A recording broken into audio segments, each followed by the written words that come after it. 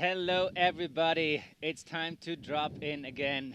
It's that time of the year, the Freeride World Tour 2019 about to kick off here in Hakuba, Japan. I'm Martin Winkler, and next to me, my good friend and co-host, Neil Williman. Take it away, man. Nice to be back. Thanks for having me. Good to see you again. Good to be sitting here at a World Tour competition. Good to be looking at a beautiful face and beautiful sunlight here in the Japanese Alps, here in Hakuba, Japan. The face is looking amazing today. We've had fresh snowfall in the last few days. I can't wait to see what these riders have got for us. This face is actually pretty big. If you can't see the people at the top, at the start gate by the rock, then it's because they're so small and this face is longer than I thought when I first saw it. It's going to be a huge competition day today. We're going to tell you a little bit about Hakuba, where we are, what we're doing here, what we're going to expect to see today. Tell you a little bit about this beautiful place we're in right now. Yeah, Hakuba lies in the heart of the Japanese Alps and is well known for being a prime winter sport resort. Being so close to the ocean, it has the privilege to receive a massive amount of snow. The event window is from the 19th to the 26th, but we are very fortunate that today, the first day, we're gonna kick things off. The riders had a few days of enjoying the local food, mainly sushi, of course, and the famous Japanese pao. Yeah, look at these guys shredding. This is Aymar Navarro enjoying the powder in the trees. It's been good while I've been here, as Japan is famous for. Lots of snowfall. Got Kristofer Turdell, defending champion there, airing through the trees as well, and just enjoying the scenery. Well, McFly gets a face test and a taste test of the powder here. It's my fellow commentator. Just loving these Alps. There's huge mountains here. People don't really know that about Japan. It's amazing. Love this place. Good to be back, and especially good to be back with amazing weather. We got some nice snowfalls, not too much of it. Like last year, we were just buried in snow, as you can see from the images. Which was literally too much. Yes, but snow, what it's all about here in Japan. You heard about the expression "chapao" before. It was the host here of the 1998 Winter Olympics Nagano, and ever since it changed more to a freeride orientated resort, resulting in Freeride World Qualifier events and now the Freeride World Tour. That's right, huge progression of freeriding in Japan. And looking at this footage of the competitions from the last couple of years. 2 years ago, the first ever freeride competition in Japan, and now there's 9 this year. It's great to see the potential being realized on these faces, these venues, and the snow quality that you have here for competitions. It's just fantastic. Looking at some of the footage from the last couple of years, Reine Barkered enjoying the snow here, and Markus Eder, some of the favorites for today's competition, and Kristofer Turdell, of course, defending champion as well. Not too long to go now. We have got a forerunner dropping in this magical powder pretty soon. Got some forerunners to show us the venue, show us how the snow's looking, have a wee practice for the drone flyers and making sure that we can see everything. The judges are ready, we're ready, I bet you're ready. I'm pretty psyched, beyond ready. Oh, yes. It's the whole season beginning. Winter begins here in Japan, and it couldn't start off any better. Amazing snow. Weather is accordingly. Like, it's a little dizzy on top, but you know, when it snows a lot, there's a lot of bad weather involved. So we are super happy to have this kind of visibility on the first day of the event window. That's right. Big props to the riders for inspecting during the last couple of days. It's been a little bit cloudy coming in and out, so riders had to spend a lot of time looking at the face from a lot of different angles to make sure they got their lines right and making the most of the sunny day. Other venues, sometimes we have a sunny day for inspection to make sure they've got their line right, and then a sunny day for the competition. But in this case, it was kind of foggy days for inspection. Make sure we get the one sunny day that we have in the start of the weather window for the competition, prime time, Saturday. Thanks for tuning in. I think that it's in the middle of the night in some places, in the middle of the afternoon in others. So appreciate having you here. And we've got a forerunner coming up for you soon. Yeah, you just saw the first images from the start. It's pretty packed up there. The riders are really eager to see the forerunner, to check out the snow. You have to imagine the riders have been waking up super early to hike all the way to the start from the very bottom.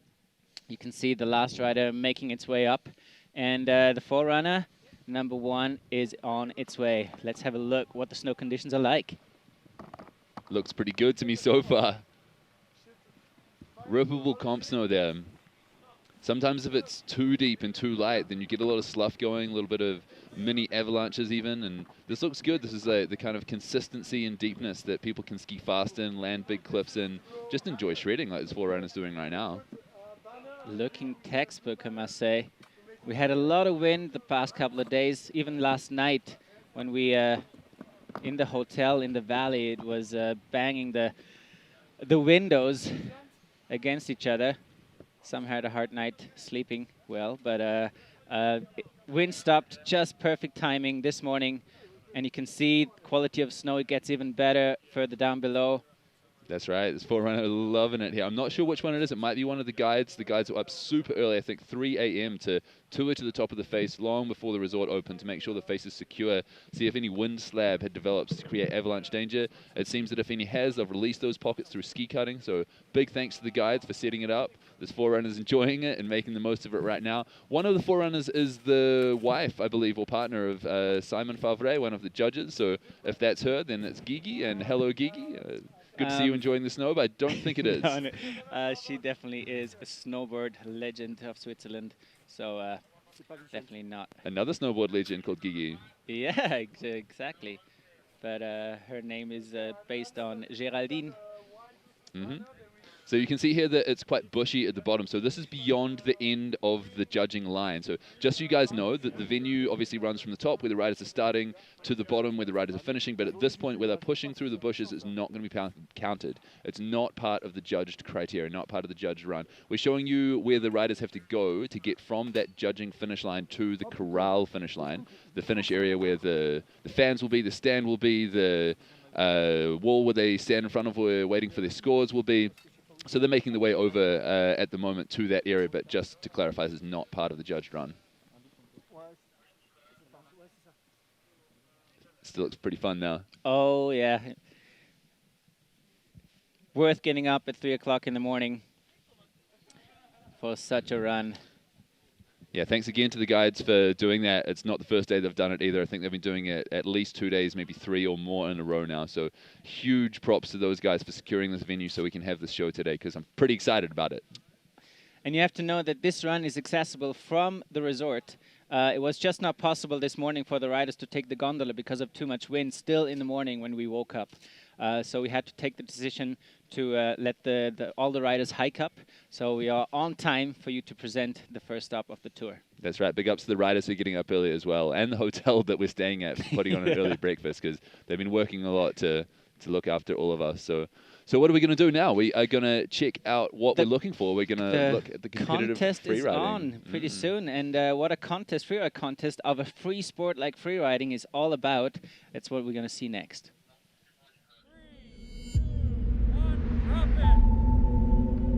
What is competitive freeriding? Well, after years of having fun, people began to wonder who was best. And so it began. A crew of skiers held a competition in Alaska.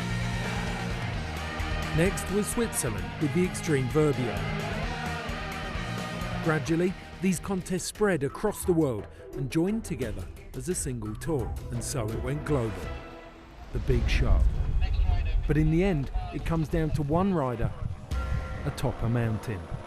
And while safety equipment is abundant, the rules remain remarkably simple. There's a start on a peak and a finish at the bottom. There are no gates, no piste, no clock, and there's no practice run. Riders rely on a visual inspection and their imagination to create a line. Runs are judged using 5 subjective criteria, which means any approach or style has the potential to win.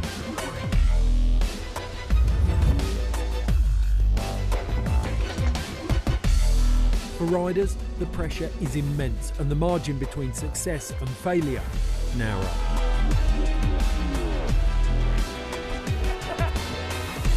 Over the years, competition has driven the sport to new heights, and now the only certainty is progression. This is competitive freeriding. This is competitive freeriding. This is the Freeride World Tour.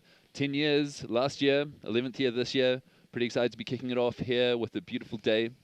And last year we tried to have a competition here as well. Got a little bit shut down by the weather. Too much snow, as we were saying before. Year before that, we had a 4-star competition here. And last year when we couldn't manage to run it here in Hakuba, we restaged the competition in Kicking Horse in Canada. So we saw some amazing action there. The riders representing Japan and the Japal that they'd just been enjoying the week before was pretty cool to see. And we're going to look at those top 5 moments. Here we have the top 5 actions of that day in Kicking Horse, kicking off with Rachel Croft sending it fast through that chute.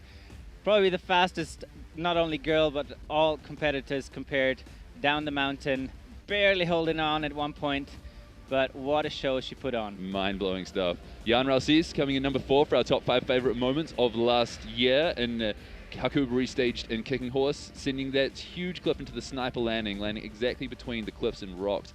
So that's exactly what the riders are doing when they are scoping their lines, making sure the takeoff is there, the landing for that backflip. Everything is going on there in the riders' mind. They're so focused in that minute of laying down, they're prepared for a day. A great venue for the rookies. Here we see Grifen Moller sending it with a beautiful 360 into that chute, already tracked out. But that's what the judges want to see, committed riding and perfect stomps. That's right, Logan Pahoda, the local of Canada, taking down the stop last year with a win and a podium in the 2-stop stage in Kicking Horse. This being the Hakuba one, where Logan sent this huge line also into a sniper landing. Lots of sniper landings at that competition. Look how it looked from him. Mind-blowing stuff there.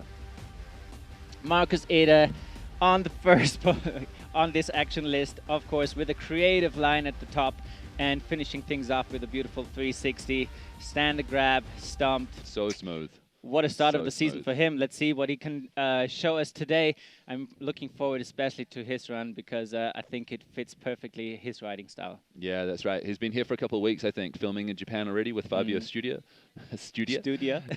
One of the World Tour riders, running around a little German-speaking crew, although Markus Eder is representing Italy. He is a German-speaking Italian. So we've got another forerunner coming to show you what the course is like on the other side. The snow looked pretty good on the lookers left, riders right. We can see the riders hiking up at the moment. And hopefully this forerunner is going to go a little bit further riders left, lookers right to show us how the snow is. We've got a snowboarder this time. You think it's Gigi? Yeah, should be Geraldine, wife of one of the local judges, Simon. She has been competing in the past just as well as Simon on the qualifiers. But the two made their dream come true. They fell in love with Japan, and a couple of years ago, they made their dream come true and bought a spot here.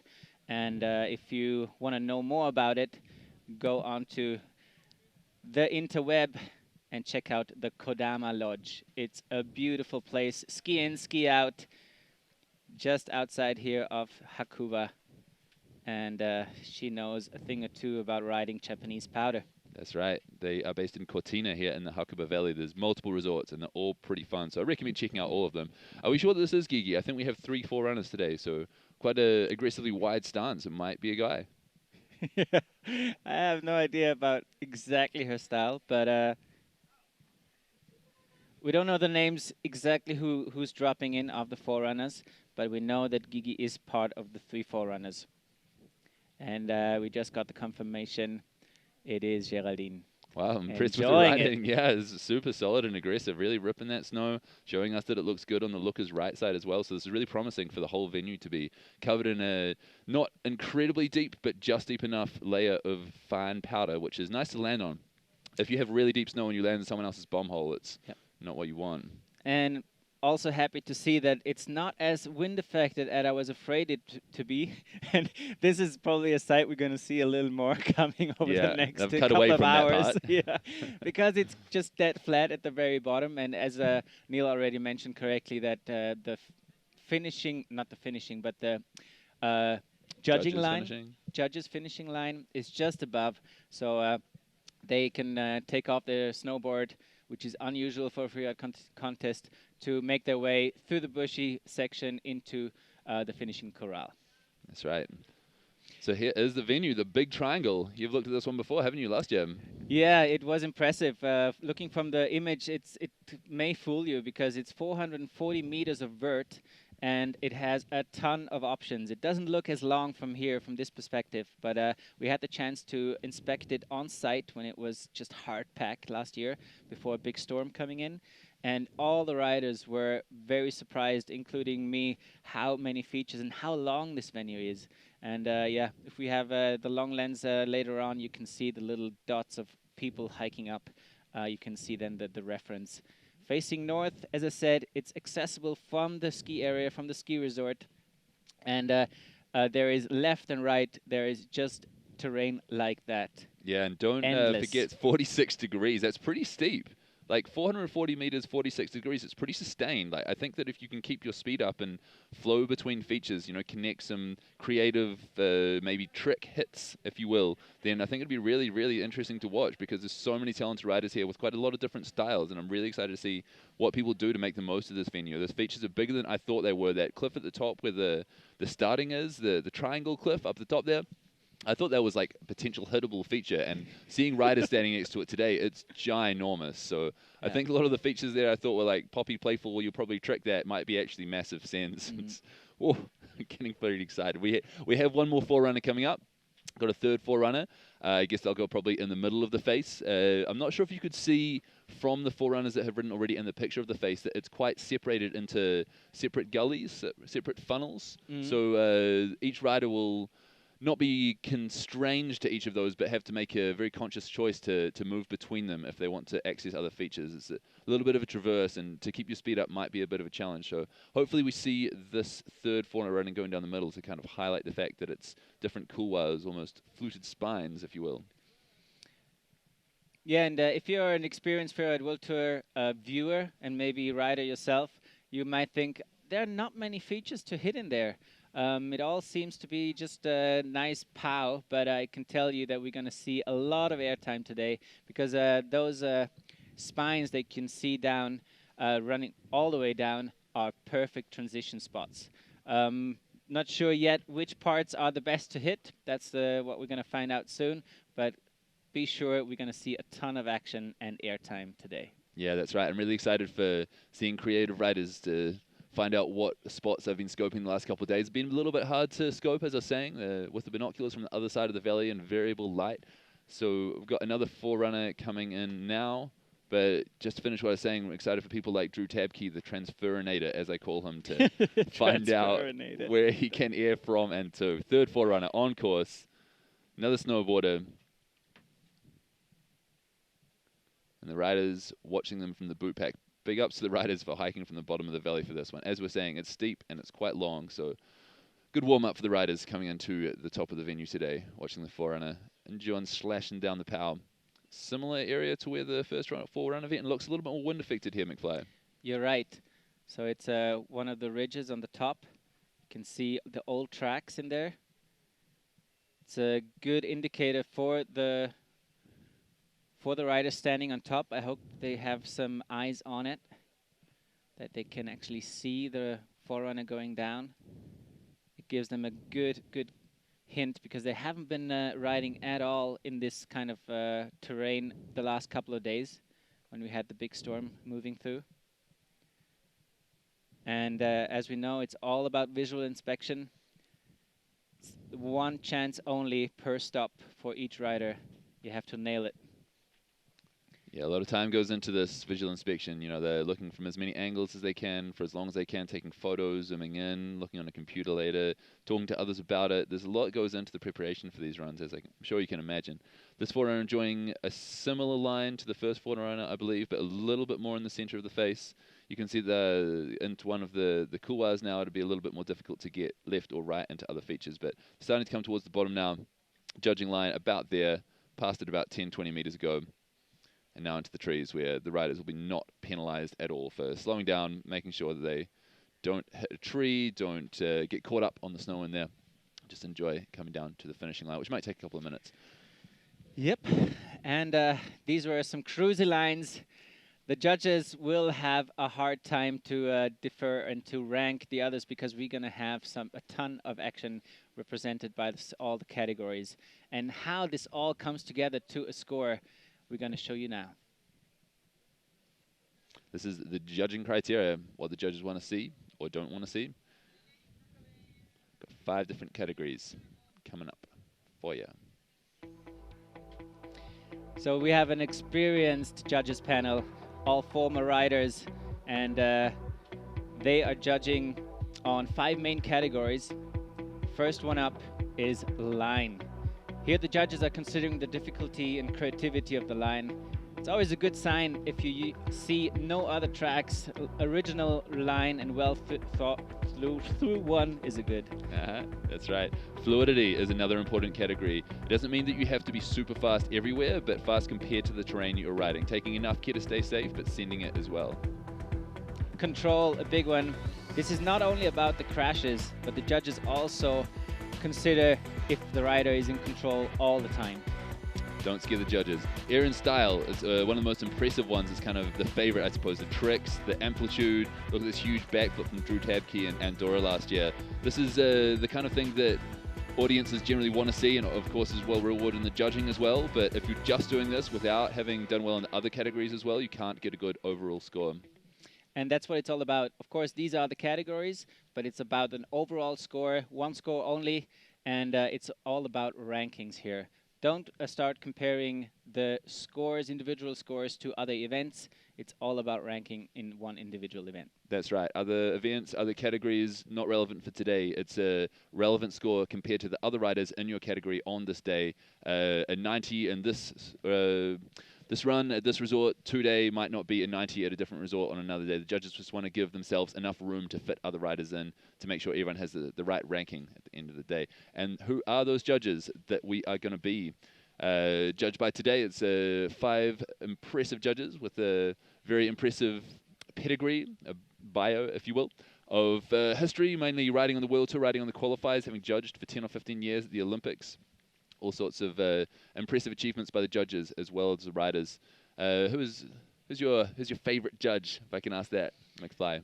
Favorite judge? I would say Lolo. He's probably the most experienced judge on the panel, and yeah, especially his riding style, his attitude towards the mountain is very appreciated by the riders. He's also a technical supervisor by now, and so he's very knowledgeable in his field. So Lola Bess, head judge of the snowboard category, I believe. Could be, but most probably. Or maybe Dion. We'll see. Yeah. Dion, another favorite. 15 years judging, judged the Olympics. Another big name in the judging world. Gordu as well. You seem to know a little bit about his history. He was saying that he's a well-experienced, long-time sponsored pioneer Japanese rider as well. We've got him on the panel today. We got some experienced riders, but I can just hear that I think we're going to get things going soon. So we're going to show you a little bit about who to look out for in the snowboard category. Snowboard men coming at you. Big names today. Got some superstars that have laid down competition runs in Japan before. Sammy Luebke, defending World Tour champion. Very stylish rider. Tricks in most of his runs and grabs the spins as well. He's really, really good one to watch. The theme of this season, can someone kick off Sammy Luebke off his throne, 3 times World Tour winner? Gigi Rüf definitely is one of them, well known for his creative riding for the last 20 years. Victor Delarue as well. Frozen Mind, the movie dropping last year. Really amazing thing to watch. It was award-winning at film festivals. And yeah, after these 3 big names, we've got another huge one for you. Travis Rice. I guess everyone who is familiar with snowboarding, no explanation needed. He showed up 2 years ago on the Freeride World Qualifier and straight won it with a 720. Will we see that kind of action again? That's the big question today. Yeah, I hope so. I hope so. So star-studded names in the men's snowboard category. The first one coming up for you today. We've got the whole start list. American heavy, North American heavy snowboard men's start list coming up for you. There's so many good names in here. Blake Clam staying on from last year. Gigi Rüf, he's a legend. In the video world, Ludovic Guillot-Dillat re-qualified. Jonathan Pedford, Chris Galvin, also former competitors coming back. Victor Delarue, first time on the tour this year, but a long history. Davey Baird, Travis Rice, Sammy Luebke, the Americans holding it down. And last but not least, Keita Yamazaki, the super local, qualifying from the 3-star. From the 3-star, and unfortunately, Thomas Feuerstein cannot be here. I'm pretty sure he's watching at home. He had a big flu fever, put him into bed, had to cancel his flight. Unfortunately, not kicking off the season here in Japan with us. That's a pity. He's one of a few injured riders that we'll tell you more about later. But best wishes, Thomas. All the best for your recovery. Look forward to seeing you in Canada. Hope you can make it there. Get well soon. You're missing the Great Pow. What an opening start. Like, I'm so hyped because there is so much that need to be working for a successful Freeride World Tour event. We're in the middle of nowhere. All the elements kind of are against us usually with wind, weather, snow, but that's what we need. We need the snow, and for this, security, safety is a big, big priority on the Freeride World Tour. A lot of things go into that. I think we're going to see a little clip about it. Is that correct? We've had a snowboard and ski safety workshop in the last couple of days as well, reminding all the riders about the importance of safety, and you can never practice too much. So that's good to see them practicing and getting a little bit of a public and local heads up on the knowledge from the local guides, things you need to watch out for here, especially on the faces around this one we're competing on today. I think it's had some avalanche danger in the last couple of days and some ski cutting to make sure that the wind slabs are released. Daily safety video about that. Do we have one this time? We'll see. Anyway, we had a great safety workshop. Again, all the riders take the... here at the Freeride World Tour stop in Hakuba. You can never be too safe, you can never practice too much, so the riders are out there doing that today, and tomorrow morning we have the competition. It's really important to have all of your rescue skills dialed, and like the Freeride World Tour does, is right at the beginning of the season, just get it in your heads, and hopefully you make better decisions because you remember that there is a big consequence. With knowledge, and especially practice, comes freedom and the ability to go out and feel confident that if the worst case scenario were to happen, you know what to do. 1, 2.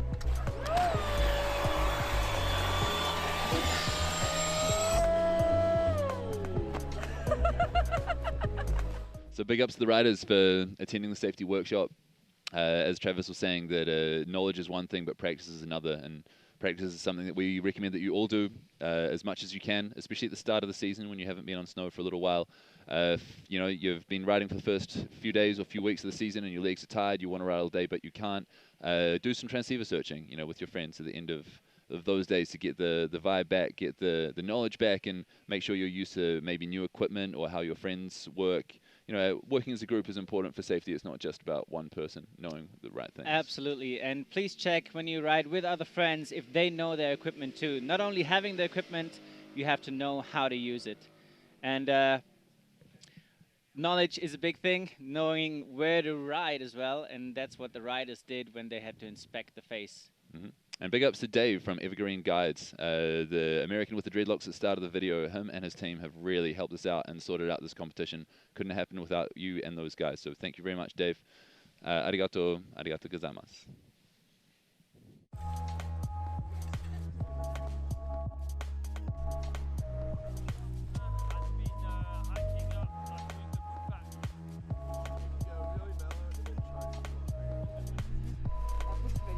Au milieu, et dans ce bol, t'avais vraiment plein de trucs à sauter.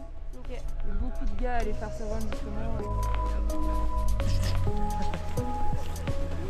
Now we're still friends, right? Today, yeah. Tomorrow, no. Vamos a la fiesta! It's good to see the riders enjoying the inspection day. It can be a little bit tense sometimes. It can be a day where they don't really want to share their secrets. You know, a lot of work goes into picking their lines. And so where are you going to go? On the right. Skiers right or lookers right? Yeah. On the right. Yeah. So it's cool to see the companionship. It's always nice to see the scenes where you have those little packs of friends. They really share the insights with each other. Then in general, they're very helpful to each other. So if you have a question as a rookie, you can go up to the big names and they're definitely going to help you out. But it's always good to see like the little posses around. They really kind of make their plan together usually. That's right. Who was your best buddy to pick lines? Because you have to know that Neil has been competing a ton in the past, and actually sometimes still you get into a Freeride World qualifier. Yeah, every now and again I'll have a go at one. Just got Ole Regnier walking past the commentary booth, and we saw his brother Carl Regnier in the video just now, scoping lines with Aymar Navarro.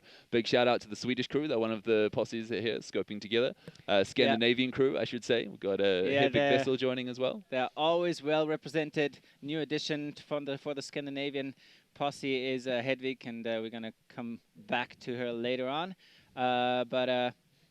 Who my favorite person to scope with was? Yeah. The New Zealand crew, of course, and represent. We had Sam Smoothie, Charlie Lyons, and myself on the World Tour back in the day, and these days we also have a couple, unfortunately a couple out with injury, but still Craig Murray representing for New Zealand, and Maria Kuzma. So it's funny how people kind of stick to their countries or their language groups for scoping lines, because then I guess it's a little bit more secret from the other countries. Maybe it's good to speak multiple languages so you can dial into the secrets of the other guys. But I suppose it's kind of a natural representation to, you know, you want your country mates to do as well as your friends. It's a really friendly vibe, and people are really helpful and good to each other. But yeah, the face check day is the one time I think when it's a little bit more kind of reserved. It's the opposite of the after party, I suppose. More banter after the event than before. Yeah, nervous excitement to froth party. Oh yeah, and the sun is moving more and more into the face. Damn it, it's gonna be such a show. Imagine the riders up there, their feelings. First event of the season, did all the training, all the preparation, mental preparation pay off. Lots of nervous stoke going on up there right now, I Oh believe. yeah, And not nervous too far away giggles, from some the nervous first rider. peas. Yeah, that's right. Didn't need to pee 2 minutes ago. Got to go right now. You're about to start. Doesn't matter. That was my issue all the time. You're always packed with this crash pant and sometimes with a harness even. And then you're like 5 minutes before the start, tension is rising. And like, fuck, I have to pee. Damn it. No. I feel for the girls even more so, man. I mean, yeah, well, like bib pants, you know, they're the thing to have. I love bib pants, and girls do too. Of course, why wouldn't you? You know, got your snowboarder girls with your airbags on, well fastened, your jacket done up over your bib pants, and suddenly you've got to pee just before the start. Oh, I can imagine it's a stressful time. So big ups to the guys and girls for making it happen. What do we got coming up next? The riders are getting ready. That's the theme of now. And to get you even more ready for this show to come, we're going to show you the highlights from last season. Here we have it.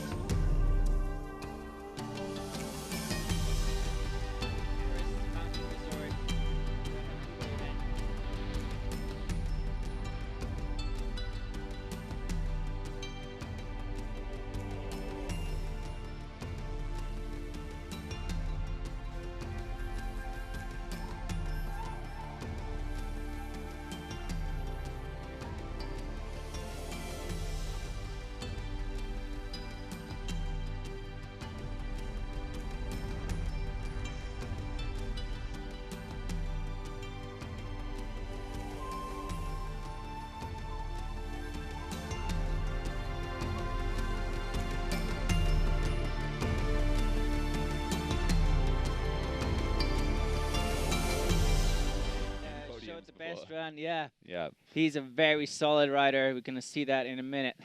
And Blake Hamm is getting ready in the start gate. He is bib number 1, followed by his new friend, Gigi Rüf.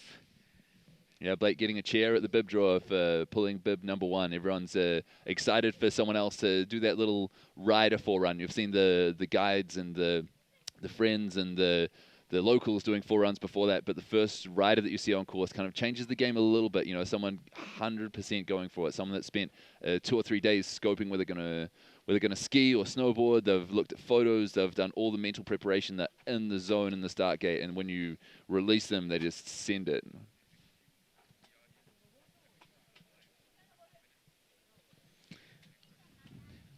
We just got the info that unfortunately we have not been live with you in your home office or in bed probably in Europe. It's 1 o'clock in the morning. Good morning to everyone there. But unfortunately we had a little cut from the satellite transmission. So we're back on live now. We should be back with action very, very soon. That's right, and we've got our first rider coming up in 1 minute and 30 seconds. So you have not missed any riders, although the live stream may have been down for a minute or two. Then the most important thing is still to come. It's Blake Hamm, the first rider on course, coming up in about a minute. And that's a drone shot. Big ups to the drone crew for getting this set up. There has been so much work going into that the last few days. Early hiking in the dark, satellite carrying, skidoo riding. I can't tell you how much work goes into the behind the scenes of the World Tour. There's at least one staff member for every rider that you're going to see today. And the drone crew have put a lot of work in to get high-quality images to you from the air via a satellite. It's amazing stuff, and hopefully they can capture some images of Blake Hamm and the rest of the riders coming down this big triangle venue we have for you in Hakuba here today, dropping in 30 seconds.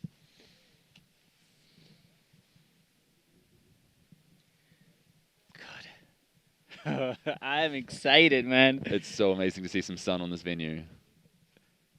So well-deserved. After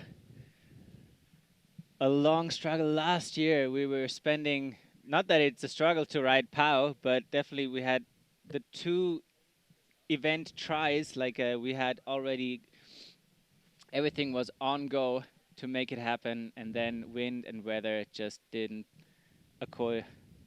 play accordingly, and now it's on in textbook conditions. It's just about to happen. We've got Blake Hamm from the USA, dropping in 10 seconds. Pretty excited to see the first rider on this course. I'm sure the other riders are as well. I think you can see quite a lot of the venue from the top. Yeah, it doesn't roll over too much. There is a rollover to the Lucas right side where it gets really, really steep. I'm wondering who's going to send it into that really sketchy and technical area. Blake Hamm opening things up. He's the guinea pig of the event and the season. Blake Hamm on course. What do you got for us, buddy? Beautiful drone shot here, moving across, showing the Japanese Alps in the background, and Blake Hamm shrelping some nice snow. Just as you get off the ridge, it seems to get a little bit better, a little bit less wind effect, I assume.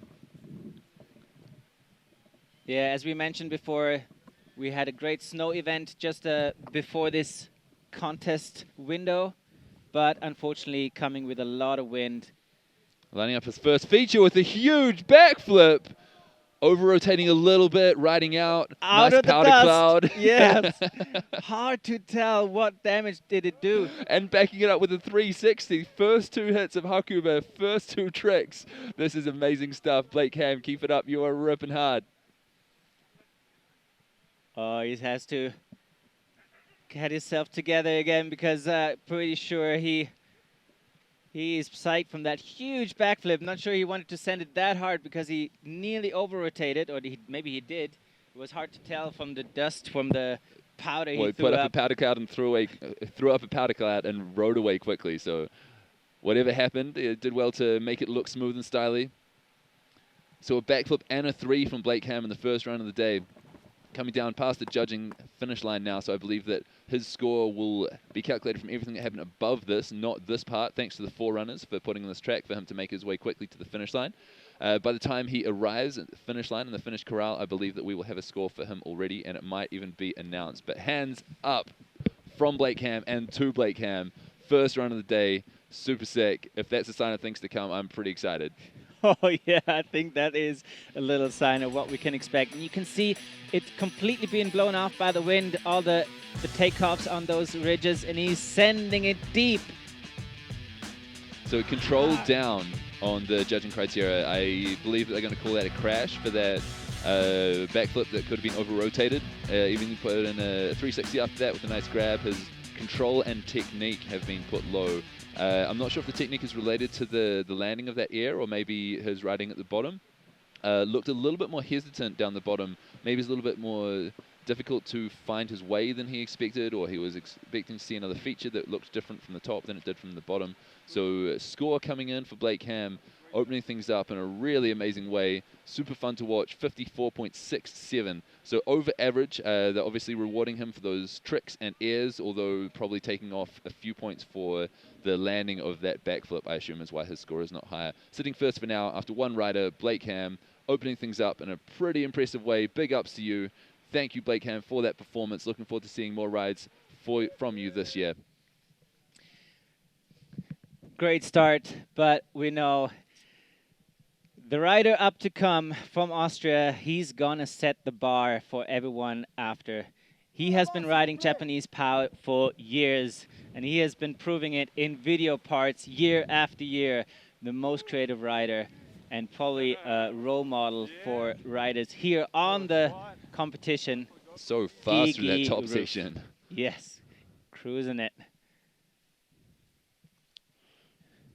Gigi lining up his first top feature, stomping it clean. Not quite as big as Blake and not with the trick, but putting that landing down in 4-point square. So I think you'll probably get at least as many points for that air as Blake Hamm did for that backflip because his landing was so clean. And sending another huge one. Oh, sending it deep!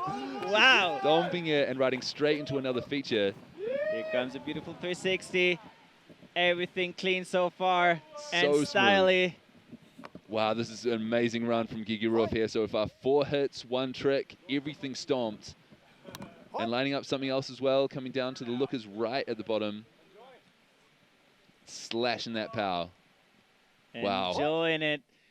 You have to know, he has been in the snowboard game for so many years, but still he gets the goosebumps, he gets the butterflies in his stomach before dropping into a Freeride World Tour competition. He really wants to represent well. Pretty sure he wanted to do a grab in there. That's what he usually does. Unusual flail from Gigi, but stomping both those first 2 hits. Sending it deep. Air and style high. So this will be a good score, I think. Putting 4 features together, stomping all of the landings, putting in that 360. The only thing I'd say he probably would have been disappointed with is a lack of grabs. Yeah.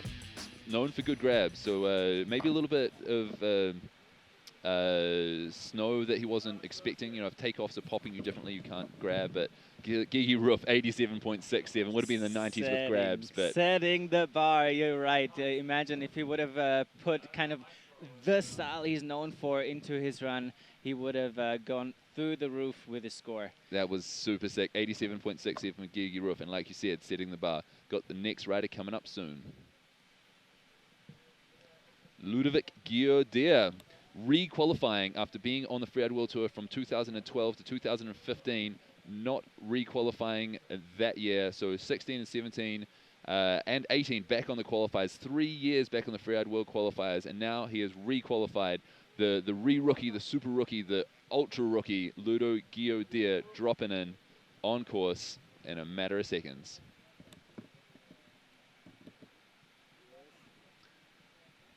And Ludo heading out to the lookers left, riders right, more straight into the sun, where we had the first forerunner riding. Just heading past the guides there, some of the safety and medical team, and lining up a first hit. With a backflip as well and stomping it. I think it was a front flip. Like a little bit of reflecting on our screen. You probably at home would have seen it better. I'd say it was a stomped flip Yes. in any case, which is a pretty amazing thing to start your re-career with back on the World Tour. And look at the quality of the snow. That's so exciting. Oh, no. Jinxed him on the quality of the snow. Another flip there. Another flip straight back to his feet, but unfortunately not the kind that judges like. So he goes for another one. 3 flips so far in one run. 2 intentional and stomped. 1 unintentional and stomped, but going down again, unfortunately. You're really forcing it now. Body checking that wall, but putting in a big air with a smooth grab. Wow. Unfortunate. What an action-loaded run from Ludo. Being back on tour after missing out for a couple of years. Very experienced Freeride World Tour and Freeride World qualifier rider. Really. Yeah, you're right. It was a front flip at the top. And stomps it too.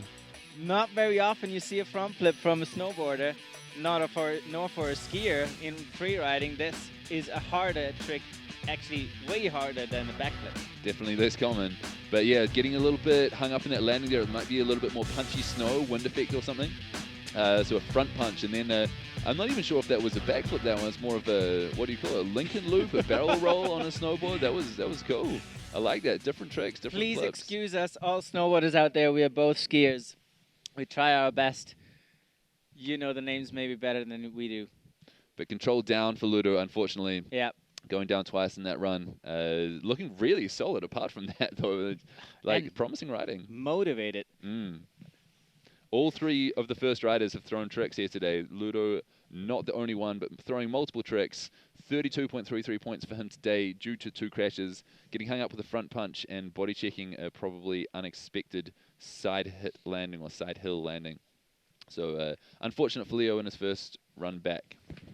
But I think it's also a good sign. The momentum is set. We see that if you don't have a trick in your line, it's going to be really tough to make the top podium today, especially with some heavy hitters still to come, just like Travis Rice still up in the podium. But before that, we have Jonathan Penfield, also known for some tricks. He has a few in the bag. Follow him on Instagram. He does them anywhere, everywhere. And Jonathan Penfield dropping on the lookers left, riders right of the course, just riding past some guys heading down with a rescue bin for injured riders. So hopefully he won't say that again. Hopefully we won't see that again at all today, or anyone. But Jonathan lining up the same first hit as Blake, I believe. Taking it off the side with a grab, stomping it clean. Yeah, Jonathan more of a pure free ride, big mountain rider, I believe. Like you said, got tricks in his bag. There you go. There's one of them. 360, little bit of a washout on the landing, but still really smooth. Putting in a grab off that one too. It's definitely a stylish rider as well as a backcountry big mountain shredder charger. And he surprised us right from the get-go when he came on tour. I remember his run in Chamonix where he started on a knife cliff with, I think it was even a 7. He wanted to do a 5, but had to then go all the way to the 7. Okay, maybe I take it back. Then he's a style rider as well. Another 360 in there as well, just a little bit earlier in the line. And popping around off these fun wee terrain nuggets at the bottom. I think it's going to be a solid run from Jonathan. Good way to start the season. Definitely solid run. Wants to have a score in the bag, it seems like, but definitely not as pushing as we've seen previous riders. Of course, pushing to get a good score also means higher risk of a crash, just as we've seen like Ludo done before. That's right, so frontside 360 there. Even though we didn't see any crash, you can see fluidity and Aaron style all about in the red category. This gives you a little indicator of what the judges are scoring on. Doesn't reflect 100% the score, but it gives you a little indicator. And here we have 65.33 for Jonathan Penfield. So the reason I think that is above Blake and below Gigi is because he didn't have any control issues like Blake did, although Blake went bigger on that first hit, with the trick as well. Jonathan stomped it clean. However, Gigi was really charging. He was going really fast and really smooth as well. So Jonathan a little bit slower, but still could get a good result here today, potential podium. Next one up in the start, his fellow American Christopher Galvin. He's no stranger to the Freeride World Tour. He dropped off for one season and rejoined the Wolfpack. He is back. Christopher Galvin. That's right, Christopher Galvin on course in 10 seconds. He came to New Zealand to do some qualifiers as well. I watched him in a 4-star down in New Zealand. And New Zealand 4-stars are really high level. They have a lot of local sending cliffs that they know. And this guy, Christopher Galvin, turned up and sent the same cliffs without having hit them before, like most of the locals have, I think. And took a second in the 4-star there, and that was one of the results that put him back on the World Tour. It's great to have him back. Really good friend and riding buddy of the 3-time world champ, Sammy Luebke. They're hanging out together, probably sharing some secrets of line choice. Very smooth, very stylish rider out of the Tahoe region. That's right, Tahoe representing with multiple riders on the tour this year and many years. So going a little bit further, lookers right, riders left on the course. He was in Gigi Rüf's tracks or following Gigi Rüf's tracks before, but now going out to a different zone, that steeper zone that rolls over a bit more, as you were saying before. Yeah, hold on. It's a little mellow at the top, but just a second, and it's gonna roll into a very gnarly zone. As long as he keeps on the skier's left side of the venue. Yeah, we haven't seen any tricks, haven't seen any drops so far. Not the best decision on a scoring point of view. Definitely found some beautiful turns to lay down. First air into the steep section, but unfortunately coming unstuck off the second air. Got bucked off on that second air, as you just said. Unfortunate. Really wanted to pump up his score in that steep section, but didn't play off as he planned. Yeah, kind of reminded me a little bit of Gigi coming off those lips and not being able to grab. I think there might be a little bit of unexpected snow layer in the takeoffs, which could explain the reason why the rider's been looking a little bit wild in the air sometimes. You know, these are really, really good, super talented riders, and when they get an unexpected takeoff like that, it's not for no reason. There's something going on in there. So hopefully those takeoffs get a little bit more predictable as other riders have skied them before, or snowboarded them before, and the people coming next can see how they are. But unlucky for Kristofer Turdell today, not being able to stick all his hits, and that control bar will be down in the judging criteria, resulting in a lower score, I think. Here we have the criterias. Obviously, if you are not new to the Freeride World Tour, you know what the score is going to be like. Pretty low because of the crash.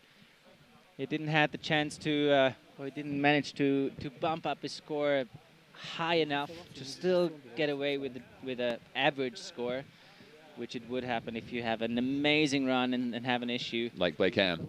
Just like Blake Hamm, you're right. But something interesting I thought for that that judging criteria was the line choice was reasonably high. The line choice was rewarded for going out to the looker's right. And maybe it's a little bit hard to see on your screen at home, but that the part of the venue that Kristofer Turdell just went out to on the looker's right is really steep. So all the control was down for that little crash. It was a good line. So 29.67 coming in fifth, unfortunately last at the moment with the crash. And we still got Gigi Rüf sitting in the hot seat for now.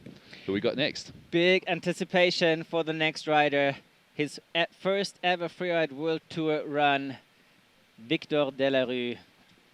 Not only brother of three-time World Tour champion Xavier Delarue, pretty sure he's going to watch at home, middle of the night in Europe. Here he comes, Victor Delarue. Victor Delarue with the movie Frozen Mind last year, starting off with a big air straight out of the start gate. What happened there? A lot of dust in the air. Maybe a little bit of a control issue, unfortunately, for Victor. Similar to Blake Hamm throwing up a powder cloud that had hit exactly what happened. It might have been good, it might have been bad. So backing it up with a nice 360 as well. You could see the landing was a little harder than he expected. As we mentioned, there was a lot of wind on the face, continuing with a beautiful 360. Yeah, nice backside 360 from Victor.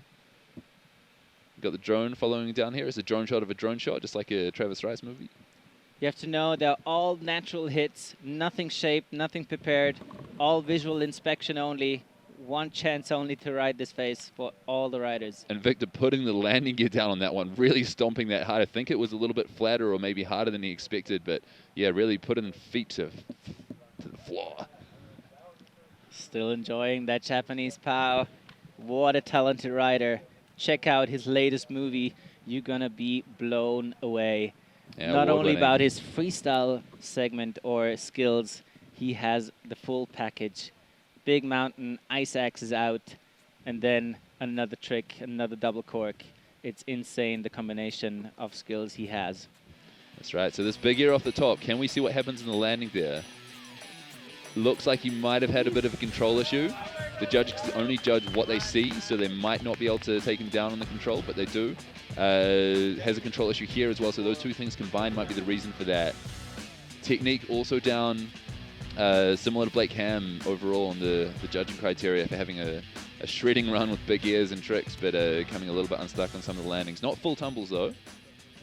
Yeah, it's even though the snow is amazing to ride, you can see it is variable, especially on the takeoffs, and it's surprising you. You have, as we said, one chance only, and that's why it's reflecting in 35.67. That's right. Maybe the judges could see a little bit more of the landing of that first air than we could on the screen with the binoculars and replays that they have. So I'm sure that they've made the right decision there. Unfortunately for Victor, fourth at the moment. The rookie from last season impressed me with his solid and consistent riding. No, not rookie from last year, from 2 years ago. Yeah. Sorry, I was mistaken. Such a happy camper. I love his attitude. Davey Baird from USA. That's right, from Alaska. Heading on down here to Japan. Just popping over the ditch.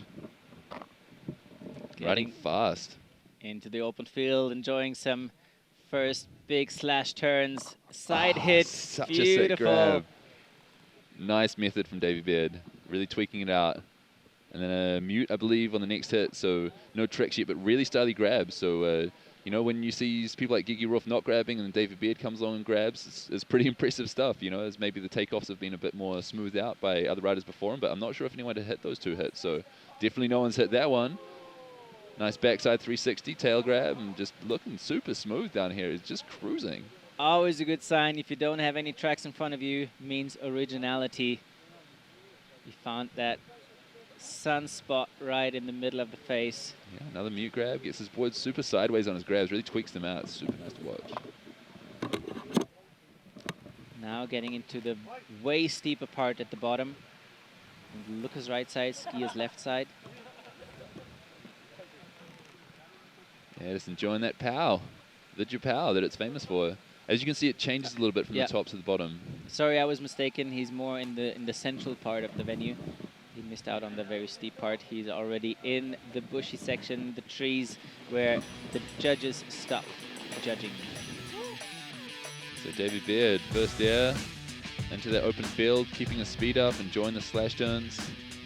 Yeah, the biggest chunk of his score will definitely come from the top part. Super nice method. Loving his casual style, and especially this hit here in perfect pow. Just floating that back 3 with the tail grab. Really nice to see. Hard to scope that kind of stuff from the other side of the valley in flashish light. So well done from Davey Baird. We've got the score coming in. 73.33, sitting in second place just behind Gigi Rüf right now. All right, we are pretty far down already. Our snowboard stacked, or legends stacked snowboard list. And Gigi Rüf still in the hot seat for now. No but who we got stranger to next? come. Yes, he knows that it is a hot seat, especially when you have Travis Rice coming after you. Travis Rice, 4-star winner 2 years ago. No event last year, so previous Japan big comp winner with a big 3 and a big 7. Got a little bit of internet tomfoolery for how excited I was about his run, but I've never been one to ration the passion. I'm not about to start now, and neither is Travis. Just if you are the 1 or 2 people in the world that don't know his name, just go and look it up. The fourth phase or the Art of Flight. And that's what we're going to see. A lot of here. speed coming through Art here. of Flight with a 7. Yeah. Beautifully stomped. And another grab. Already ripping down the space. He's halfway down and has been no time with the 7 already. Took so much speed into that hit. Are we surprised? No. Just excited. Cruising into the lower section. Already knowing that he has a big part of his solid score done. Now, he's not backing off at all. Here we got the steep section where other people had some problems with. Sticking it clean, still having a little bit of issue going for the back. He is sticking it! What a run. Oh my God. That was amazing. He ticked all the boxes to not only excite us, but definitely the judges. And this score will be going through the roof. Speed, style, amplitude, a 7 and a backflip. Got into that steeper section on the lookers ride as well. And like that wasn't an easy section as well. You see he was fighting that, but he fought and he won. Kristofer Galvin going down in a similar section with the slightly unpredictable takeoffs it seemed, but Travis putting it straight to his feet. Here the highlight definitely of his run, the 7, natural hit. As we mentioned, we're going to see a lot of transfers, and he is, besides Drew Tapke on the ski side, the master of transitions. All those transfers. lines into the green. I think it's going to be a huge score. I would not be surprised if this is a winning score. Putting in grabs as well as tricks. Score coming up for you. And here where Travis I mentioned Rice. the little issue was actually nothing at all.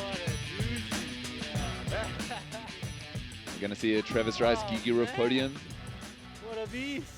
Yes, we are. My goodness. Travis Rice, 95 points. Very deserved. Judges pushed the score to 95. Of course, potentially still another 5 points to the maximum of 100 available. That's right. We got 3 hard-hitting riders yet to come. No, only 2. Thomas Feuerstein is not starting. So out of Travis is a guaranteed podium now, even if Sammy and Keita both top his score and somehow push Gigi off the podium. It has been a hard-hitting snowboard field so far, and we've got the defending world champ to come, Sammy Luebke, on course. Not a surprise that he's 3-time World Tour champion. And if there is someone who could challenge the 95 top score from Travis Rice just previously seen, it is him. Going big over that lip. Whoa, huge. That's so blind as well. Sammy coming into another hit, also transferring. Left to right hits across these ridges in the middle of the venue is such a good way to go. Great to see these talented athletes making the most of it. And Sammy spinning a 3 off that one. Making the most of the venue. Just looks so solid in the air. What was happening here? Should have stayed in the air, mate. Yeah. Can't crash in the air. What happened, Sammy? This never happens to you. Puts in another 360, though. God, he must be bummed. Yeah, that sucks. All the perfect snow and the terrain he loves to ride, and then on a just casual frontside turn, his nose digs in. No obvious reason why. Must have hit a cookie or a variable snow, as you said. Maybe already focusing on the next feature. This is a cool one, though. Tripling down through the trees. Oh, and got stuck in the wind clip at the bottom. Yeah, looks like a bit of a uphill landing there. Yeah. Sammy, super creative run. I think there must be some variable snow on those ridges because Sammy Luebke does not go down easily. Throws his hands up, acknowledges it wasn't his day, but don't worry, mate, you'll be back.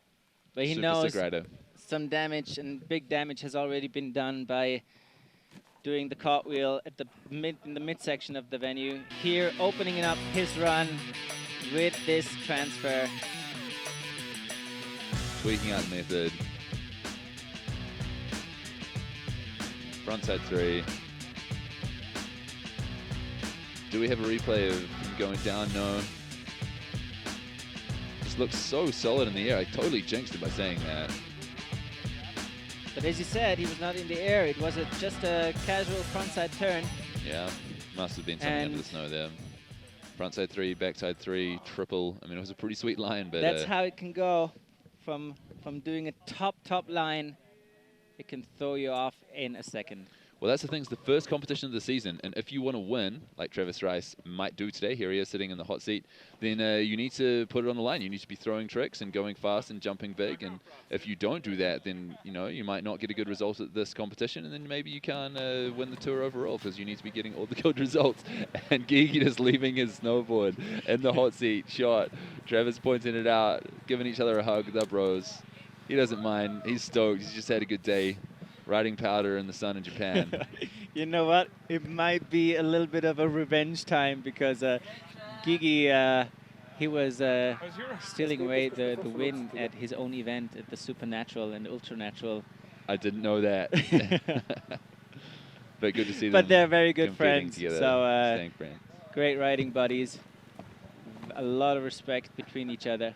That's right. It's great to see the camaraderie and the respect between the riders at all of these events. There's a lot of encouragement, people cheering for each other as they start, helping each other scope their lines, getting stoked for each other, consoling each other. These guys really look out for each other. It's a family here on the Freeride World Tour. It's really good to see. Dude, that final pillar line was one more last rider to come for the snowboard category to wrap things up for our first category. And what a bunch of action we've seen thrown down, especially from this man.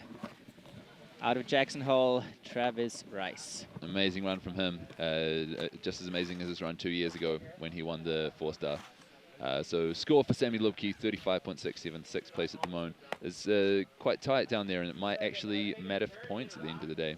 But someone joining the Freeride World Tour family now, Keita Yamazaki, winning the 3-star here last week, wildcarded onto the stop of the Freeride World Tour here in Japan. He is from Hakuba, he is the super local, and he is on course. Great drone shot showing the Japanese Alps of his home mountain in the background. Going look as right as left so far towards the same area that Gigi Rüf did. Yeah, as we mentioned in the pre-show, this is only a little glimpse of what the Japanese Alps in the backdrop have to offer. There are tons of ridges, just like we have the competition venue on.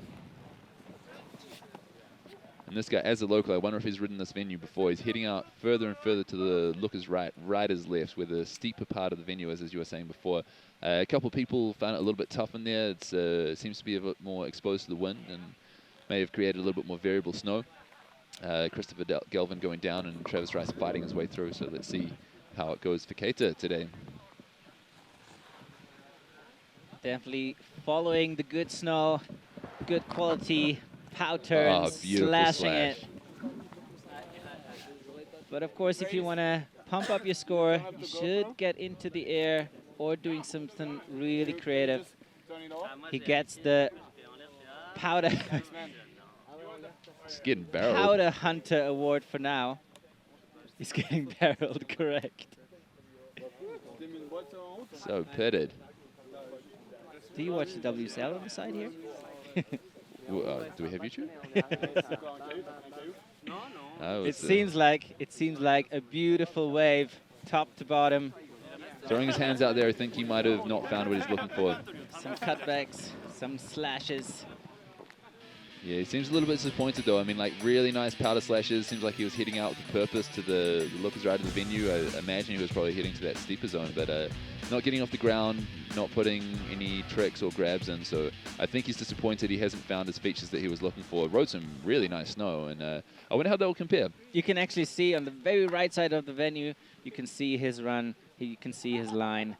And as it is a piece of art, or is an art form, snowboarding and skiing in the backcountry, and a master of art, of this art, is sitting in the hot seat. And he will be staying there and being on the top of the podium in the prize-giving ceremony tonight. Travis Rice. It was the last rider we've seen for today in the snowboard man category. That's right. We haven't got the scores in for Keita yet, but the judging lines were in the red, indicating he will not be overtaking Travis Rice or probably anyone else on the podium. So Travis Rice taking home the win at the first ever World Tour stop in the Hakuba Valley. Last year, we didn't manage to pull one off. This year, we've already got the guys snowboarding done and air and style down there for Keita, but the other lines in the green. So let's see how it compares. Travis Rice just about ready to celebrate. I'm sure he'll enjoy the party tonight. Last time when he won the 4-star, he bought a drink for literally everyone in the bar, stood up on the bar and yelled it out, next round's on me, threw it out, and must have been a couple of thousand, and everyone had a good time. Thank you, Travis. Keita Yamazaki coming with 44.67. So that's behind Blake Hamm and in front of the other guys that had serious control issues or crashes. So coming in 6th today, Keita, first ever World Tour comp. Welcome to the family. Nice to have you along. And I believe that means that we have first place, Travis Rice. Second place, we have also super big name, Gigi Rüf. And third place, got Davey Baird backing up his 2 podiums in the first 2 competitions last year with a podium at the first competition here. So big ups to everyone riding today. There's Blake Hamm coming out of the gate, so hot, huge backflip. I think that might have been the biggest hit so far in the guys snowboarding today. But Travis Rice, no, that 7 from Travis must have been bigger. It was a different type. It was a transfer, like hitting a ridge to the side with a lot of speed and staying in the air for a long time. But Blake Hamm, huge backflip off a cliff in the fall line to start the day off, set the tone for the day, and it has gone just like we thought it would. Huge hits from amazing riders, and here we are. Here we are with the overall ranking of today's competition. Travis Rice, no surprise, with a 95 top score, followed by another legend ripper, Gigi Rüf, and finishing or rounding up the podium with Davey Baird from US of A. Thanks to the show, guys. It was impressive to watch. Pretty American-dominated top 5 there. Big ups to the North Americans coming over here and killing it. Next up, we got the guys from the skiing. They're already set in the start gate, ready to drop in and trying to challenge the show from the snowboard man. Ski man category stacked with some amazing riders. Also some last-minute wildcard surprises. That's right. Unfortunately, we've had a few injuries in the skiing guides category before the season has started, so there's been a little bit of a change in the lineup. But still some big names that we were expecting to be here, some big names that we didn't know were going to be here. Got a recap coming up of what's going on in the ski guys category. Going to show you a few of the names we're going to watch out for. Of course, it's a huge field. Everyone has the potential to win, but these are definitely the names we have to watch out for, especially here in Hakuba, Japan. Kristofer Turdell, the Turtle, the defending World Tour champion, He throws big backflips, but that's not his main thing. I would say his main thing is just skiing incredibly fast through technical zones and doing huge airs. Backflips if he wants to, but this guy's where the tricks are at. On a very consistent basis. Another one, Markus Eder with creativity and gnarly lines potential. Anytime he shows up, he showed it several times, and especially this highlight of the season, the butter 3 of the bottom cliff in Verbier finals. That's right, Taisuke Kusnoki, Taisuke as he is known. He is the local rider, the super ripper, the power surfer, the guy who won the 4-star here when Travis ran the 4-star. Really smooth, stylish rider, likes to put in a lot of grabs, and I would not be surprised to see him do multiple tricks today. Here's another guy who does multiple tricks. Tanner Hall, no one has to explain to who he is. He is a legend of our sport, had experiences and successes in all categories of free skiing. Half pipe, big air, free riding, you name it, and now he's back. Looking to add a Freeride World Tour title. And he's aiming for the big title of the season. He will be with us for the whole season as a wild card. That's right. Good to have you, Tanner. Good to have you, all of you guys. Here's the start list. Mickael Bimbes, Drew Tabke, Andrew Pollard. I'm thinking of a different American skier that I like. Carl back after injury last year. Wildcard back onto the tour because he was injured when he qualified. You also winning the 3-star here and qualifying himself for the tour. Liam Pfeiffer, a Canadian rookie. Yann pulling onto the tour after the injuries that we had. He came 4th, and the top 3 usually qualified, but we had so many injuries that 4th made it through this year. Welcome. Reine Barkered, 10th year in a row on the tour. Welcome back, Reine. It's great to have you. Markus Eder, the super styly one, and his buddy Fabio, who rides with him here in Japan for filming. Tanner, like we said, no needs no introduction. Taisuke back on the tour as well, like local wildcard for this stop. Yann Rausis, super duper Swiss rider. Berkeley Patterson, the young gun from America, did good in the first 2 stops last year. I hope he has a good one today. Aymar, Kai, Kristofer Turdell, Craig Murray, Tom Pfeiffer, Grifen Moller. This is just such a stacked field. Like you said, anyone could win here today. And Vadek Gorak and Leo Slemet, unfortunately on the list, but not in the start gate. They are watching from home, unfortunately injured for this event. Hopefully they will be back. All the healing vibes to you guys. We get back to, unfortunately, also have a few other riders that can join us, and they even are out for the whole season. But we're going to focus first on the rider on course, Mickael Bimbes, opening up the ski man category. Mickael Bimbes winning the last 2 events, so if he wins this one, it'll be 3 in a row. I'm not sure if that's ever been done before, but winning the Verbier Extreme and winning the stop in Austria to put himself 2nd overall, sending it fast, really fast rider, and taking this one pretty deep as well. These weren't huge airs, but he went so fast off them, he turned them into huge airs. So, wow, I'm excited to see what he's got off the larger features down low if he's going to ski this fast the whole way. And there's a big cliff. Boom! Landing it clean, passing all the bomb holes from the previous snowboard category. That's what he's known for, and he's hailing down that run. Yeah, Mickael, this is sick. I'm loving watching this. You're just so fast and smooth. You're coming off a confident time, winning the last 2 competitions, putting in some shifties, riding extremely fast. You just look super strong, and his legs are steel right there. He's already at the finish of the judging area, and he's down. That was record time. That definitely was a record time. You have to know we are not timing. There is no clock there racing, but definitely the category of fluidity of the judging criteria is a big one, and definitely that's on the plus side on his run here.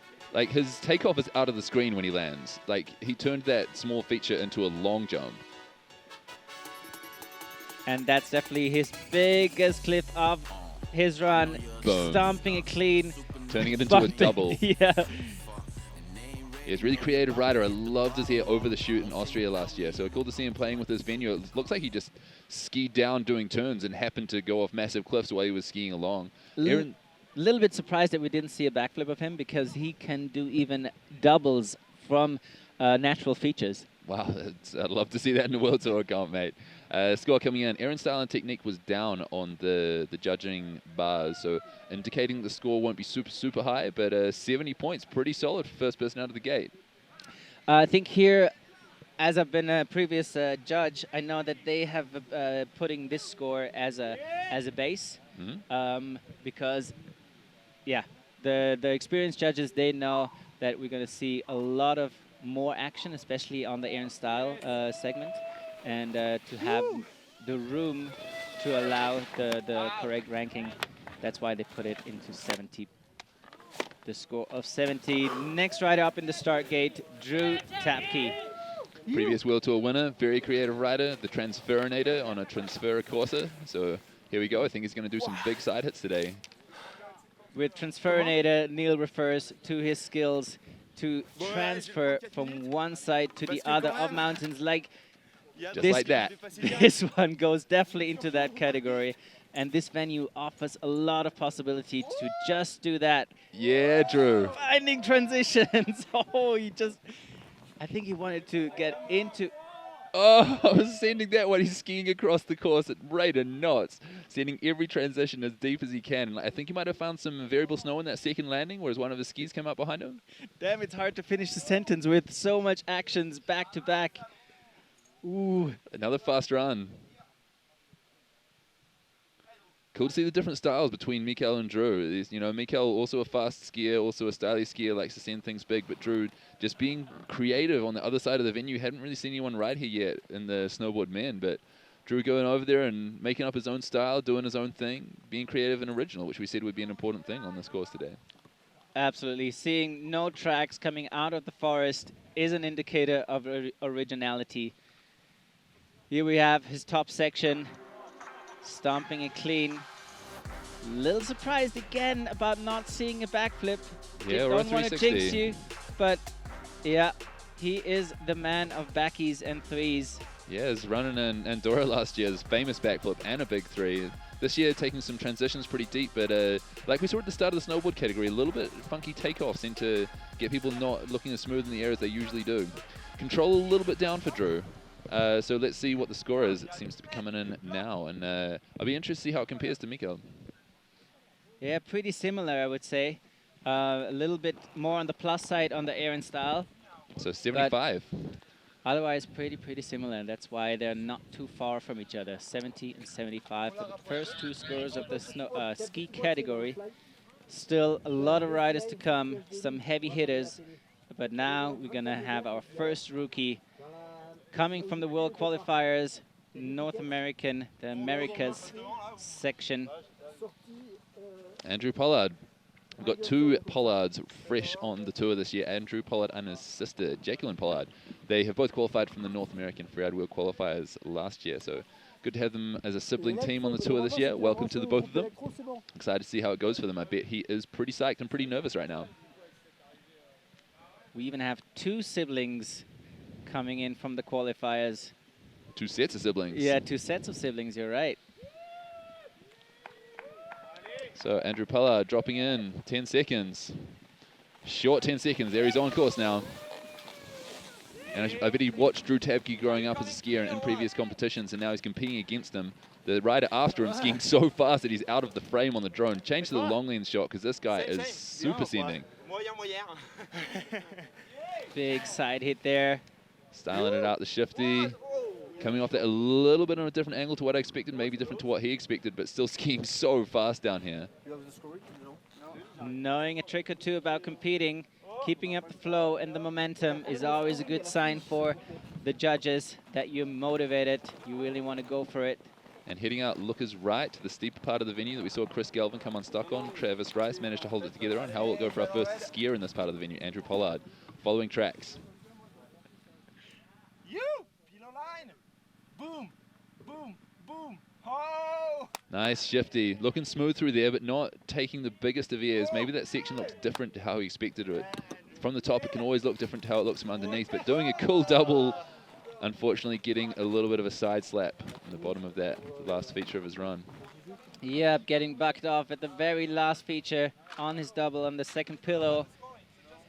Ay, damn it, he will be bumped because the other parts of his run where it's a super fluid, cruisy, great features in there. Just holding on in that little segment, but managed well. And you have to know this segment at the bottom here is the steepest of the venue. Yeah, solid skiing from Andrew there, but I think there must be something in that part of the venue, something funky going on in that shady, steep, pillowy tree area, because I've seen a lot of people having a little bit of trouble there. It's not the first one. Unfortunately, control, air and style and technique being low as a result of that.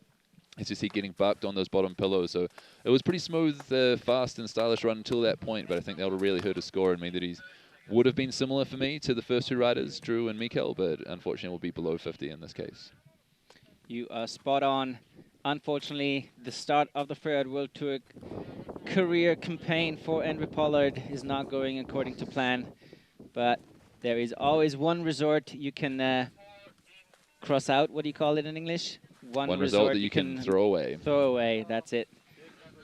Carl Regner Eriksson, welcome to the Freeride World Tour. You have waited a while. You have competed on the World Qualifiers for a long time, qualified yourself to the 2018 World Tour, got injured here in Japan, missed the competition season, and now you are here, getting on course with a fast cutaway, drone struggling to keep up, fast skier, solid and stylish. What's he got for us today? Carl Renier on course already with a backflip at the top section. Stomping. Oh, yes. What a way to start off your World Tour career. Taking the same year as Jonathan Penfield and Blake Hamm, but on the Jonathan Penfield angle. Little bit wild in the air. These takeoffs must have something funky in them because this many good riders don't all do that same kind of arm wobble for no reason, you know? You are right. And it is also the nervousness of a first stop of the Freeride World Tour coming into play as well, pretty sure. Traversing his cross, must have his eye on a feature over there. Brother Ole just arrived, and big shout out to him. I bet he's watching from the bottom. Ole also very close to qualifying for the World Tour. I'd love to see him there one day too. Carl also too fast for the drone. He's just getting right on out of that shot. And down to the final cool one now. Does he have another feature for us, or is he already at the end of the judging zone? I think that's kind of it. Definitely the biggest part of the action was shown from Carl at the top. Unfortunately, he couldn't keep up the momentum of his great start. So it's not going to be one of the top scores of today, I can tell you that. But the first trick. Definitely the first trick. The first trick that we've seen, backflipping out of the gate on his first feature. So I think that'll treat him reasonably well. It'll be interesting since he slowed down a little bit in the second part of his run, how they'll compare to the other guys that skied fast and fluid with no tricks. Judges' criteria coming up. Of course, the judges only compare now to the runs we've seen so far, but they also take into consideration what is possible to be shown from the riders to come. So Aaron style bar down there, probably reflected in the little bit of an arm waving that he had in the air on one or two of the hits. Carl's usually super smooth, stylish and fluid, so like I was saying, I think the takeoffs might be a little bit funky somehow. Coming in at 61.67, sitting third for now, not that far behind Mickael Bimbes and Drew Tamke, but got a lot more talented riders to come. So I'd say that'd probably be a mid-pack result in the end, you know, 50 being your average perfect score. Perfectly average score, I suppose I should say. Yeah. So who do we have next? But where you end up in the overall ranking, or in the ranking of today, is always dependent on the other riders. Sometimes a 50 can bring you into the top 10. Sometimes a 50 can be very close to the bottom of the pack. That's right. And Yu Sasaki on course now, the Japanese rider, winning the 2-star here 2 years ago, but unfortunately not being able to make it to the 4-star. So good to have him back here. I guess he won the 3-star this time, so 2 competition wins in Hakuba already. Taking it deep off the top hit with the 360. Similar transfer to Drew. Little bit of a back slip. See one of the skis coming up, but super solid start from you. Oh yeah, that's what you call a great start. Unfortunately, not the cleanest of the landings, but showing some confidence and motivation. Yeah, super fast. Taking that second hit deep and getting out into the power fields now. This one looks nice. Always tweaking, always showing some confidence in the air. No arm waving whatsoever. Going for the safety grab. I wonder if this part of the course could be a little bit sun affected. Maybe underneath, not the power itself, but taking it deep. Just missing a bush in the landing, holding it together really strongly. It looks like the snow's a little bit funky on skis, maybe more so than a snowboard, but great run from you. And really fast. Cool. Super fast. Super good to see the local rider representing. Oh yeah, he flashed that run. And I think one of the best runs so far with combining tricks and fluid riding. Here we have the top section.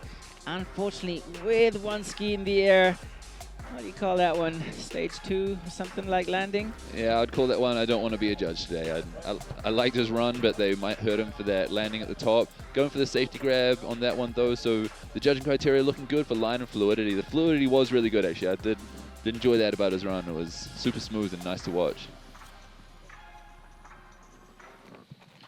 So can we have the possibility for a first ever Asian podium in a Freeride World Tour stop? That'd be pretty cool to see. The possibility is there, especially as we have another heavy hitter to come with Taisuke Kuzunoki. But here we have the score of Yu Sasaki with a 78.33 and currently in the hot seat. It sends him right to the top of the podium so far. 2-star here, a 3-star here, and would be nice to add a World Tour stop, wouldn't it?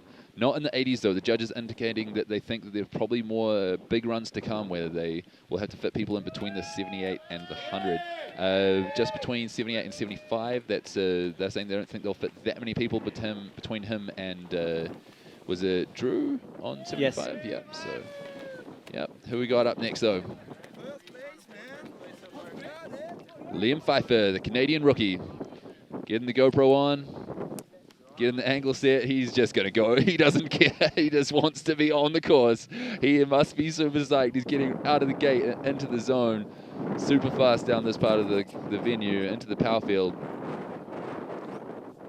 And don't be confused later on. We're going to see a similar name, another Pfeiffer, his twin brother, also qualified for this year's Freeride World Tour.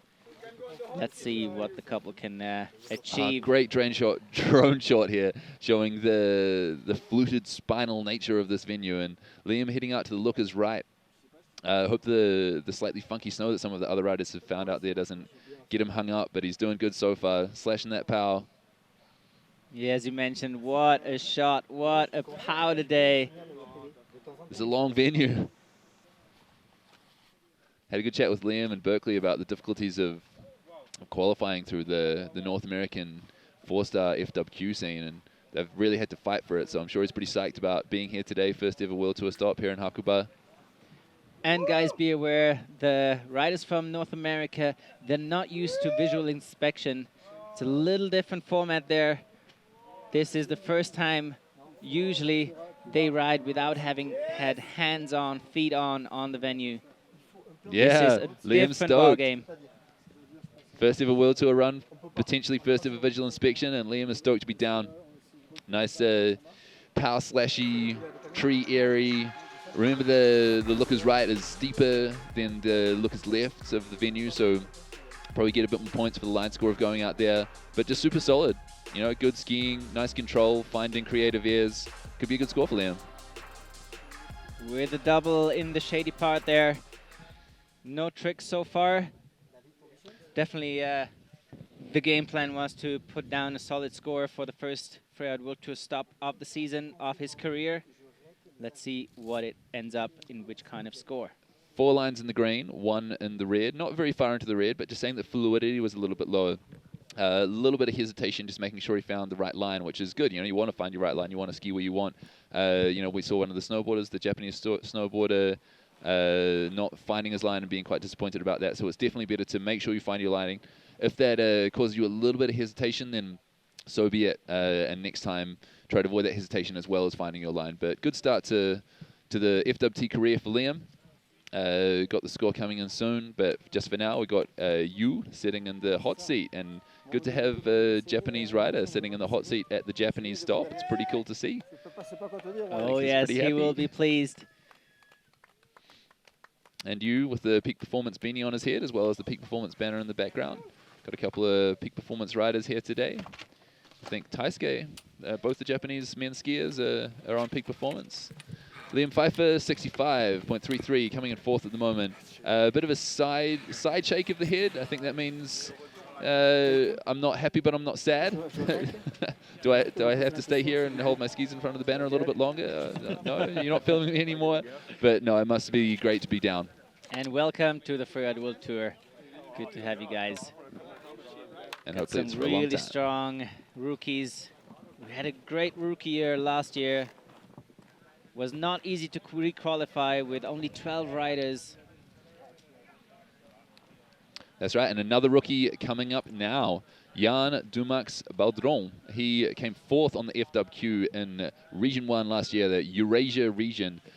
Skiing for Dynastar, and one of the only riders on Dynastar here apart from Reine Barkered, I believe, getting wildcarded onto the tour as a result of the amount of injuries in the guys skiing. So good to have you here, Yann. Welcome. He arrived the night before the first possible competition day on Friday and starting with a big 360, stomping it. Yep. Definitely a stomp, not sending it as far as the backflip of Colrenier, but this second hit definitely in the fall line and with high speed. Yeah, landing just next to the bomb hole from Blake Clarkson, Blake Hamm, I believe. Oh, coming a bit unstuck there, though. That funky takeoff getting the best of him. The drone followed him on that one. Yeah, there must be something funky going on the takeoffs here, of a variable snow layer or something in some of them, because, you know, Jann's a super solid rider. I've seen him riding on the qualifiers and always looks pretty solid, and never seen him really come unstuck like that before without any warning. So nice run from Yann. Welcome to the World Tour. Nice 360 up the top and styling it out, enjoying the power. Probably be a little bit disappointed about that, but coming unstuck on that pillow in the middle. But welcome to the World Tour. It's not your last. It's maybe your first run, but it's not your last run. What's happening to me? A few lines in the red here in the judging criteria. Line, judges like the line, but the other criteria not as high for the score. Getting a little bit backseat on that middle air as well. The score coming in now. 7th at the moment for Yann Dumax-Baudron. Not the best day for Yann, but there'll be plenty more days. You're here for the rest of the season, mate. You have a full season World Tour wildcard, so we will see you in Kicking Horse in Canada in a week or two. So Yann, down, you in the box seat, in the hot seat, sitting pretty there, in front of Drew Tabke and Mickael Bimbes, a former Freeride World Tour winner and a current World Tour Extreme Verbier champion. So a pretty impressive place to be for the local rider. And another heavy hitter, another former champion coming on up. Mickael Bimbes was not the right graphic there. This is Reine Barkered. He is on course now. Is also a super fast rider. Really solid, strong, likes the big mountain style. And too fast for the drone. Coming into the same top hit as Carl. Also with a backflip. Sending Huge. it deep and stomping it clean. That's exactly the way to start a Freeride World Tour season. Oh, yes, a veteran. And everyone calls him the free rider, the only one who wants to, not only one, but one of the riders who wants to just have gnarly terrain. But he proves everyone wrong. With a backflip. He's been working on his backflips lately. I saw it on his Instagram. You can follow this guy. He's always got interesting content. He's getting over to the lookers right of the venue now. It's more the terrain that he's usually into, the steep, gnarly stuff. Managed to chuck a big backflip in. Now he's into the more technical area. How much style did he put into that? Yeah, that was sick. Here, that's his home turf. Steep and gnarly terrain. There you go, Reine. Doubling down through that rocky section there. Making it look super easy, as we've seen quite a few riders having trouble in that steep section. Not for Mayor of Stomptown, Mr. Reine Barkered. So Reine Barkered and Carla Regnier, 2 of the crew representing for Sweden. We've still got Kristofer Turdell to come. And in the Scandinavian... Here we have the highlight of his run, right out of the gate with a big backflip. Stomping it clean. He had to wave a little bit with his arms to slow down the rotation, sending it deeper than expected. Jason criteria coming. Just looking so solid, this guy. That snow maybe a little bit variable in that rocky, poppy forest section, but I think he might be sitting on top for now. It's okay.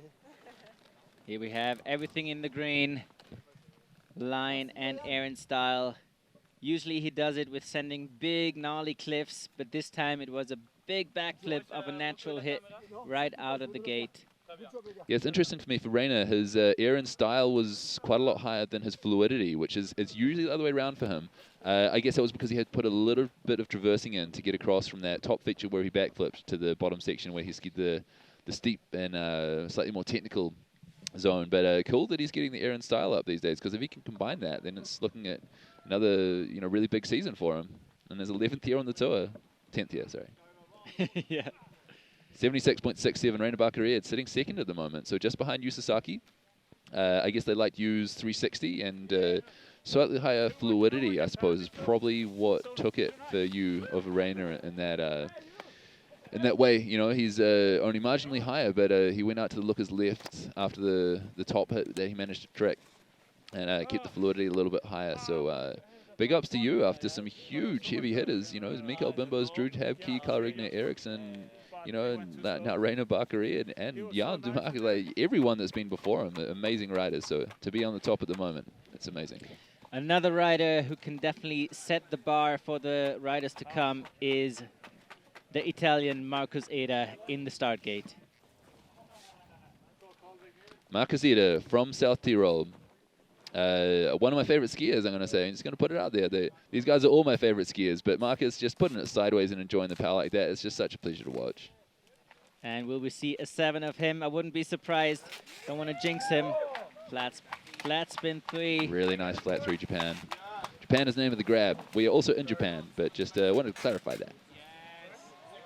Huge transfer 360, not the cleanest of the landings. That was so sick, though. I don't think that the angle really did it justice. That was a pretty huge transfer, and now just absolutely sending it through this double down area that we saw Andrew come unstuck on before. Looking a little bit wild himself, but staying on his feet for now. And hopefully the whole run down, of course.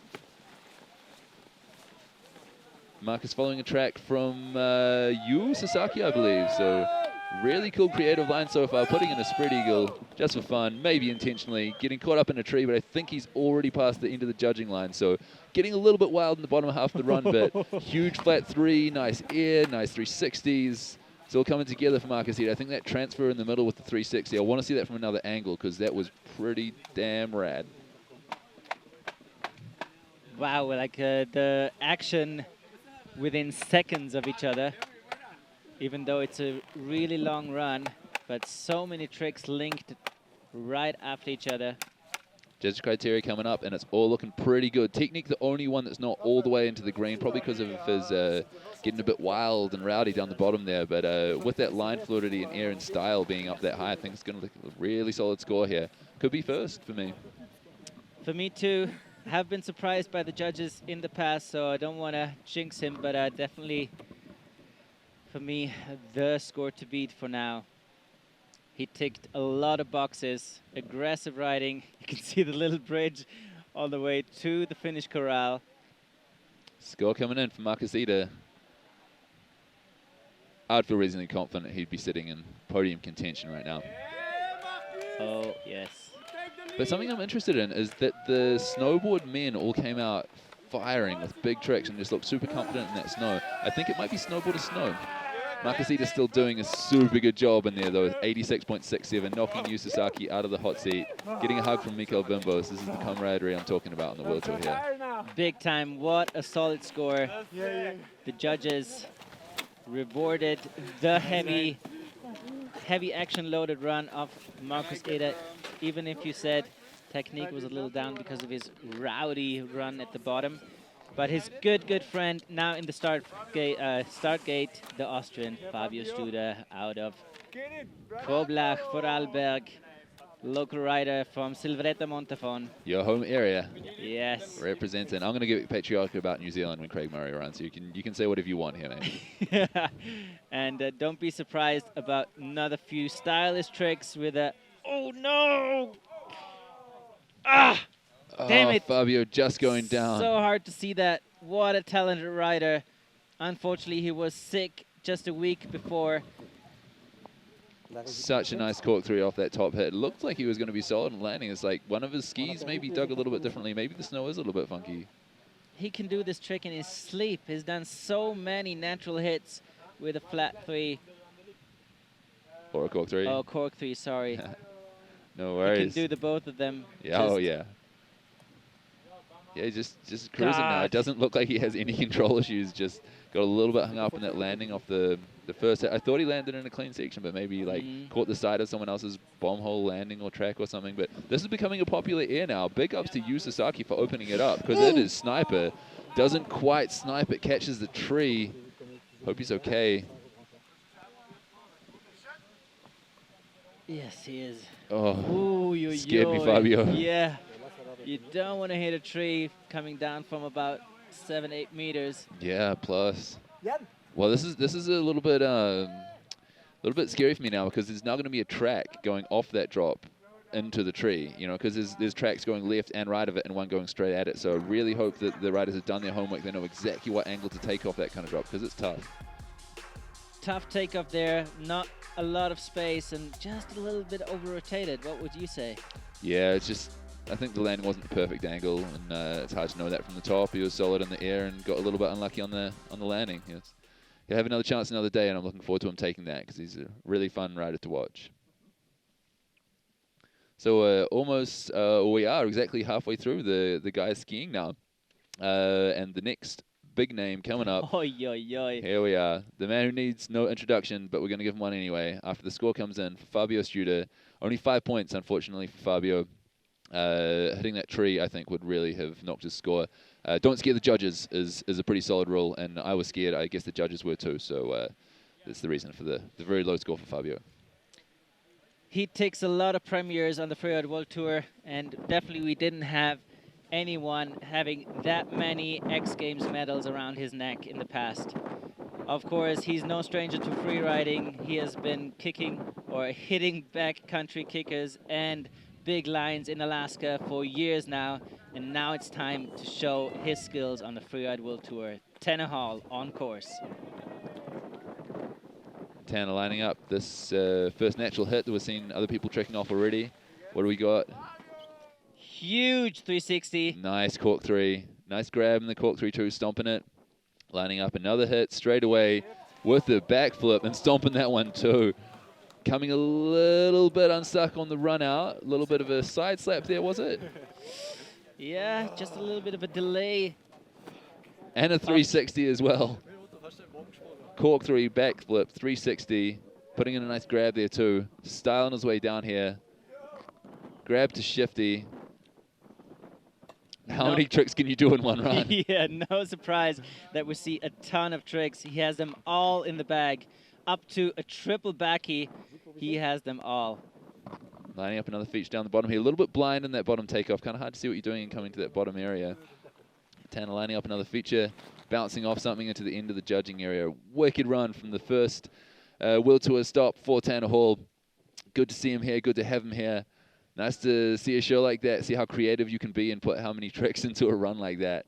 Yeah, star-studded lineup here today, just one of the many big names. And I wonder how that score will compare with the others. It was pretty stylish, pretty smooth. I'd say that his fluidity will be high and his line choice as well, but maybe the control will be a little bit lower, mainly because of the run out on this backflip that we're just about to see. Here he is with the backflip, sending it deep on his tails. Then had a little control issue just after trying to hold on his tails, but straight into a 360. It didn't hesitate at any of those jumps. Just so solid in the airs. Such pleasure to watch. Tanner Hall, 81 points, second in the ski win right now. Pushing Yu Sasaki to third and sitting just behind our current leader, Markus Eder. No surprise to have two very creative and trick-skilled riders on such a venue in the top 2 spots. Currently in the hot seat, Markus Eder out of Italy, second place, Tanner Hall, USA. And it was so nice to hear that he has the goosebumps, he has the butterflies in his stomach, so much experience of competing on the big levels, and now being back in the competition, wearing the bib. Yeah, a long time since I've seen Tanner Hall wearing the bib. Looks a little bit windy up at the top now. In the commentary booth down at the bottom, we don't see a breath of wind. Maybe a tiny, tiny bit of branch moving and leaf shaking, but it looks like Taisuke will be happy to get off that windy ridge into the smooth pow and down to the finish area where we are sitting. Looking forward to welcoming him. Here we have Taisuke, one of the more stylish riders on this planet. Everything he does, he tries to style it out. That's right, riding for peak performance, wildcard into this event. No surprise, also being a passionate snow surfer. pow surfer. I was all nervous up there and a little scared. Yeah, put some really stylish runs down on the World Tour last year. I love his tail grabs off cliffs. Heading out to the lookers right, cutting a little bit back towards the main ridge feature in the middle. Enjoying the pow where he grew up with, coming from the North Island, Hokkaido, where they even have more snow than here in Hakuba, but obviously not as much sun as we enjoy today. And not as many Alps. So Yes. getting out to the steeper section as well now, on the lookers right. Similar to Travis, bouncing through there. Oh no, Getting coming bucked unstuck. off. Unfortunately, his highlight of his run, he wanted to really nail that bottom section, very technical area, but Not the first person to have trouble in there. no. So Taisuke not able to put down what he wanted to do today, but still great to have you here. Love to watch you riding. You're a super stylish, smooth skier, and like to see you on the World Tour again sometime.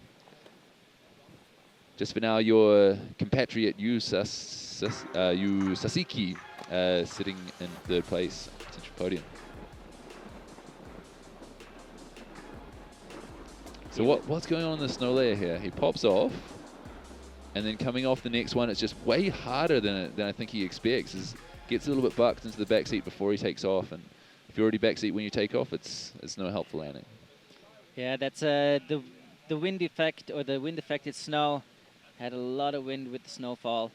That Yeah, it's means just that it's a surprising that it's little in more the trees at the compressed, and bottom, yeah. probably you get a little more response that you think you're getting, especially in the steep part. So Taisuke sitting 10th at the moment, just in front of Fabio Studer, but apart from that, not in front of anyone, I don't believe. Thank you for the performance today, though. Everyone that skis here is putting their body on the line and putting themselves through mental and physical stress, and we appreciate it. We appreciate the show on snow. Who we got next? Who's this guy? Here we have Yann Rausis. He came as a rookie 2 years ago and is a solid force. Very consistent.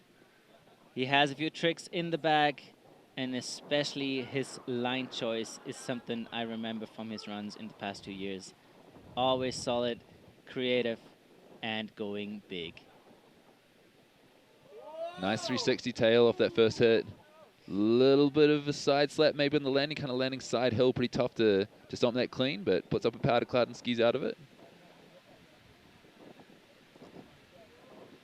Now charging at this side hit. Super sick transfer. First person to do that. Cutting straight back across the fall line to make sure he gets as many features in as possible. Really working that ridge, left to right, right to left. Getting into the trees where it gets steeper and steeper, and he's familiar to such terrain. Being out of Verbier, Switzerland.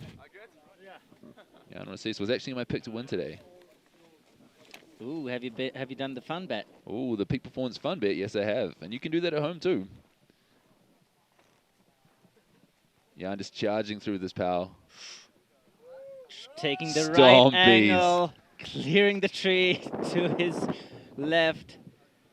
Oh yeah, that's experience. With his young age, probably he takes a good look at the face with being a smart guy, not only on skis, but also off skis. That's right, he's a mathlete.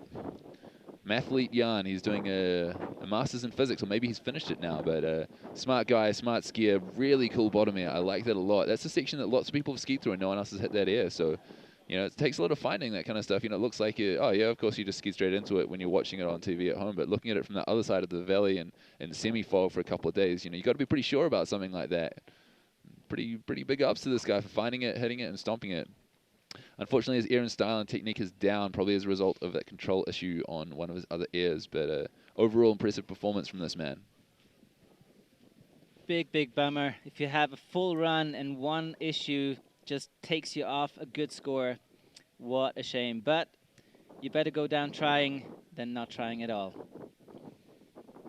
That's right, Yann, a bit of a perfectionist. I think you'll be a little bit disappointed with that today, but super solid skier. He's got the rest of the season in front of him. You know, I would not be surprised if he is skiing at Verbier, his hometown. which is the finals, of course. Top 12 guys qualify for Verbier. It was 13 last year, but due to the number of injuries that we've had in the guys skiing category, there's only 12 going through this year in order to be able to take wild cards back as a result of injuries.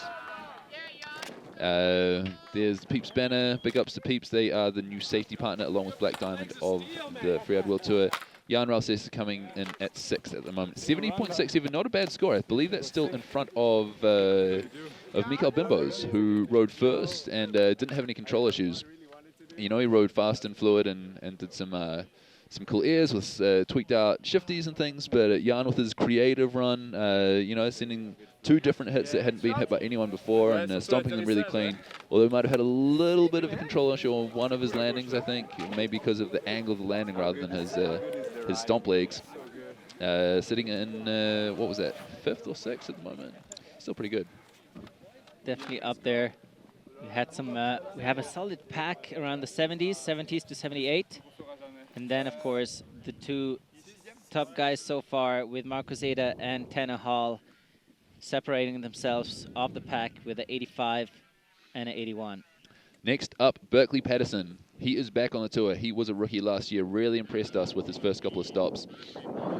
Sends it really hard, has good tricks as well. Was consistently injured last year and still competing and doing well, so it'll be exciting to see what he can do this year with a fresh body.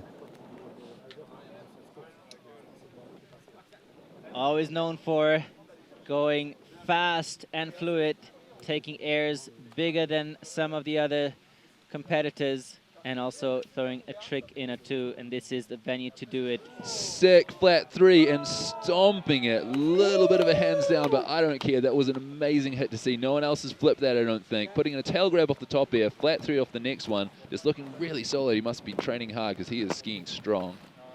Ripping it, as I said, full speed as usual. Putting it sideways, airing off that too. I feel like this is a combination of Markus Eder and Mickael Bimbes, you know, skiing fast and not caring if you wave your arms around a little bit, but chucking in some tricks and looking stylish as well. Maybe a 3 here. Keeping it solid, wants to get a good score for the beginning of the season. He knows he wants to have one in the bank. More events to come, but what a solid run we've seen so far from him. And he's down at the finish, just past the judging line. Yeah, nice Berkeley putting in that tail grab at the top, setting up to come around for this flat 3. Boom, grabbing it. Yeah, hands down but not back down, so that won't take too many points off his score, I don't think. Yeah, control still in the greens, and the yellow greens, but much, much better than being in the red. So I think we're looking at a good score here for Berkeley today. Coming back in strong after a podium finish, or a 4th place, I believe, at the first stop last year. Yeah, good to have some North Americans killing it in the guys skiing category. Got a lot of North Americans killing it in the guys snowboarding category. But as you were talking about before, I think the first time visual inspection is a bit of a difficult thing for a World Tour rookie. And Berkeley Patterson coming on 67 points, sitting 8th place at the moment. Maybe the angle that we had wasn't as good as the one that judges had for his landing on that flat 3. But overall, solid run, looking at a top 10 for his first run of the season, because we are now 3/4 of the way through. Got 5 riders left, and Berkeley Patterson sitting at the moment in the top 10.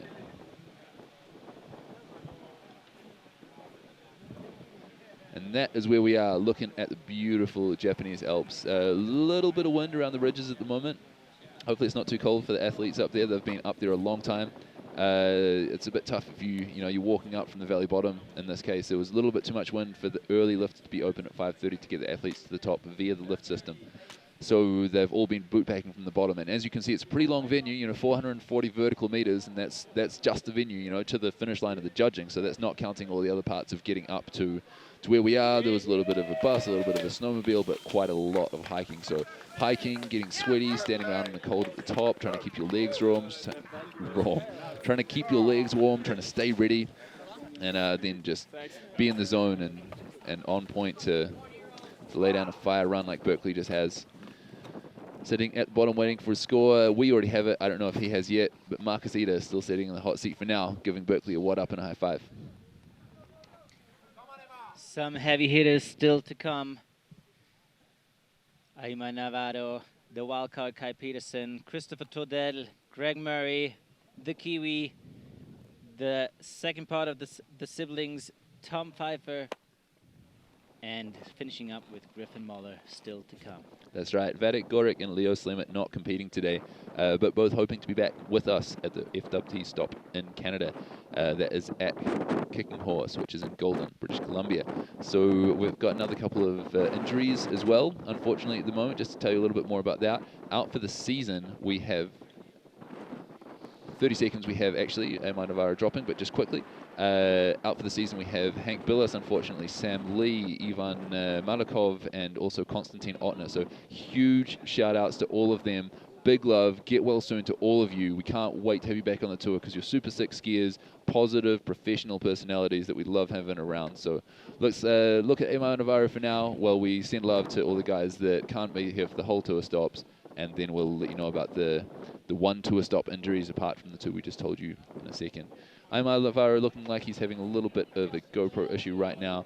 Hopefully it doesn't break his concentration too much. We saw Liam Pfeiffer before just, I'm not dealing with this and leaving. On course, the Spaniard from the Pyrenees, Mr. Aymar Navarro. Always good for some spectacular lines, very creative.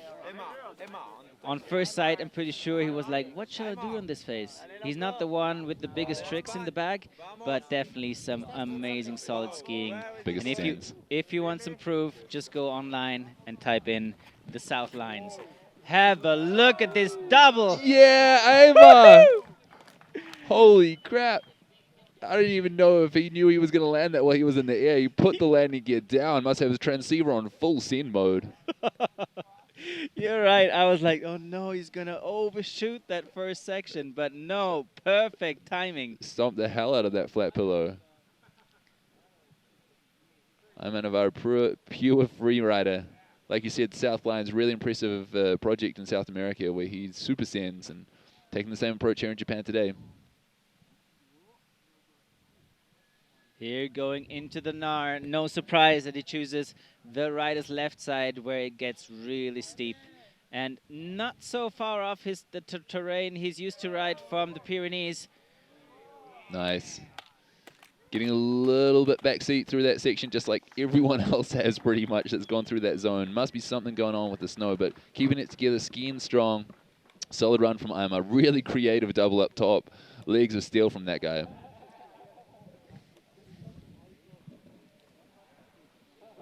Yeah, let's see that again. Looking forward to it. So bounces off a pillow. This is pretty much a triple. Boom! Look at him compress into that. And core strength to stay on his feet through all three of those impacts. You Spanish little nugget. You are made of steel, top to bottom, legs and core. Judging criteria coming up. That was a double as well. So he's done a big double and a triple. Man, his legs must be shattered. Or maybe not. Maybe he's incredibly strong. It looks like it. Line choice super high. Physically super fit, this guy. Riding all year long, South America, Northern Hemisphere. Snow is his element. Oh yeah, that's what you can do if you are not doing any tricks. You go out and find the biggest double and stomp it clean. Super impressive. And next up, we have the defending World Tour champion. We have Kristofer Turdell standing in the start gate right now. Another representative of the Scandinavian crew. We've already had Carl, Regner, Eriksson, and we have had Reine Barkered already coming through. I would say Scandinavian instead of Swedish because we also have Hedvig Wessel riding for peak performance. Like we see that banner sitting behind Markus Eder in the hot seat. How many riders do we have left to go? After Kristofer Turdell, we have Craig Murray, Tom Pfeiffer, Grifen Moller, and then a couple of guys on the start list who are not starting. So will we see Markus Eder taking a victory for the first time since Italy 5 or 6 years ago? I think it was 2013 in Courmayeur. What an event. Also finishing his run with a backflip or with a... No, it was even a 180. Yeah. Aymar Navarro. Switch. Yeah, that was sick. So 73 for Aymar Navarro, sitting in 6th at the moment. And I think you'll be happy with that for that run. There was a lot of chat before this competition about how you had to be doing tricks to be doing well. And I wasn't sure if that was true. And I'm glad to see Aymar proving that right.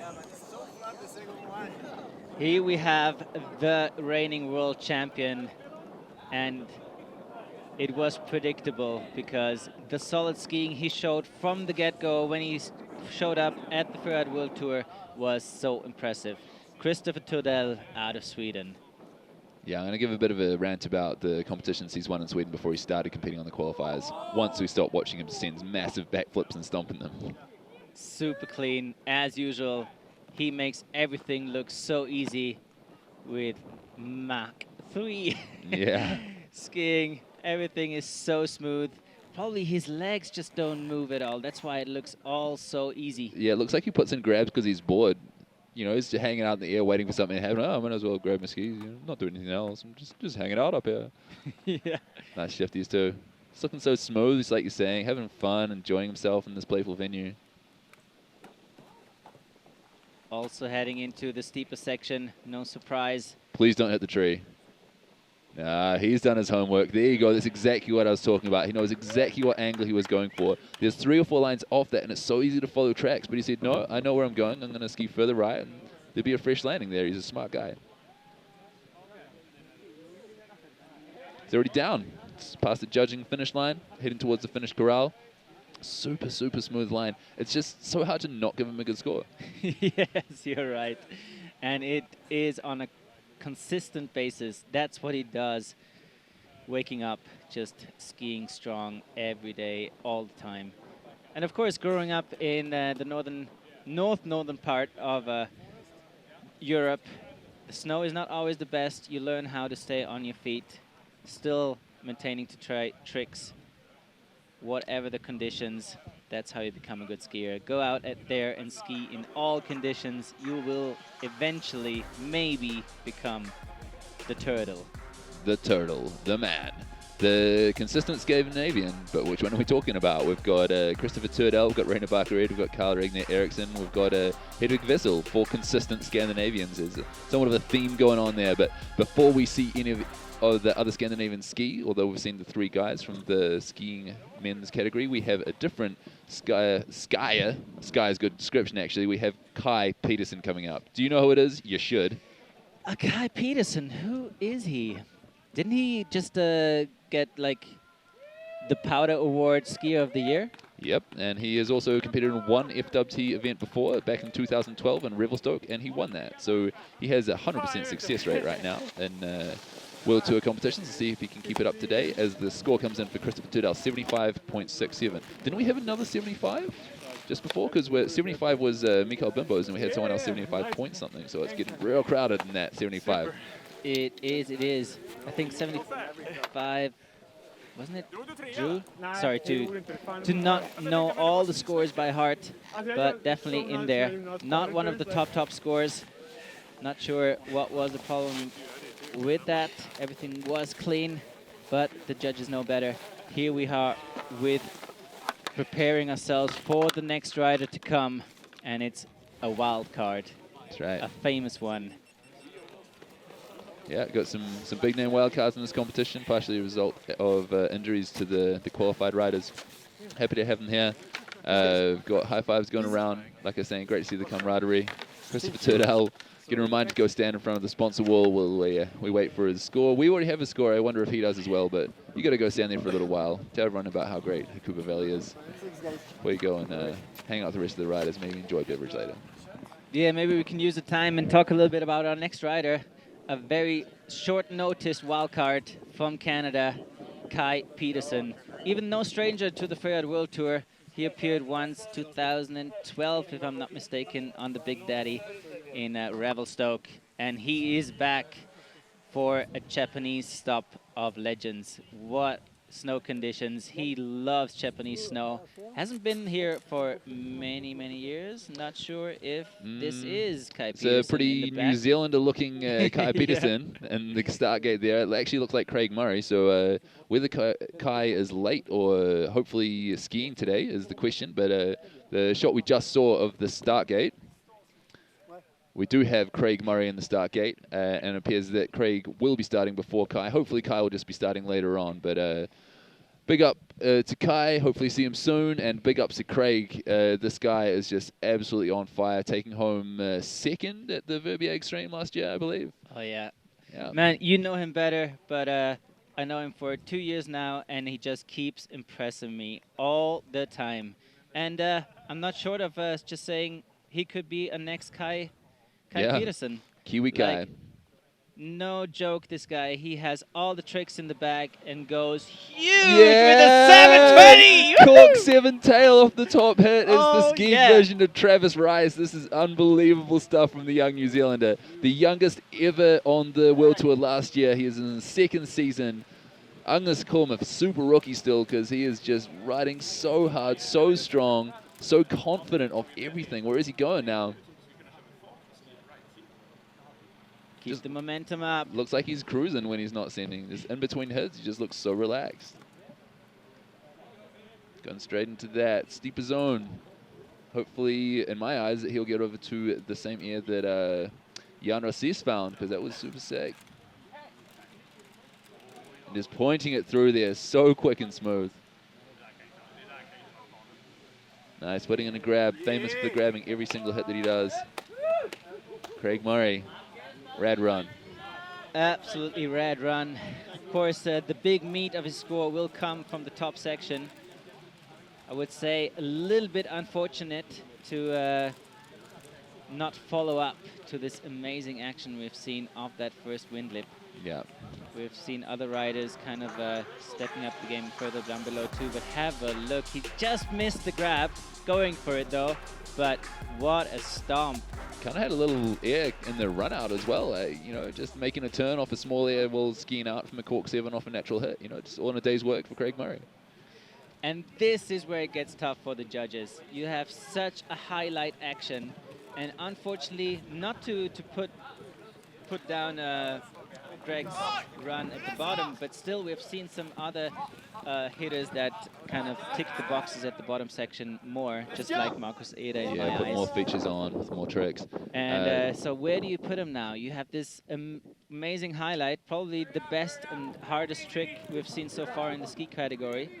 As you said, the Travis Rice equivalent of a trick. Same spot, same trick, cork 7. Yeah, so sick. Yeah, I think that Craig will do all right, but I don't think he'll be in, maybe the top 5, but just not enough features. I think that bottom right part of the venue looked like it had more features or bigger features. I've seen a lot of really good riders go over there looking for something that I don't think they really found. So kind of traversing over there, I guess, as well, which hurt Reine Barkered score a little bit too. So creativity has been the name of the game today, and Markus Eder really had that, so that's what set him up in first place for now. Another really creative rider that we love seeing movie parts and competition lines from is Kai Peterson, and although he was meant to start before Craig Murray, it looks like he's starting one person after Craig Murray.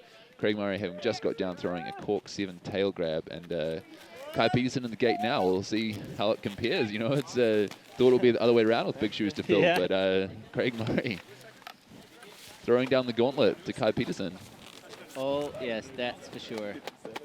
Fun fact of the day, Kai means food in New Zealand English, so it could be kind of confusing with New Zealanders skiing instead of Kai. Here we have the youngster. Definitely a big name for the future, I can tell you that. What a character.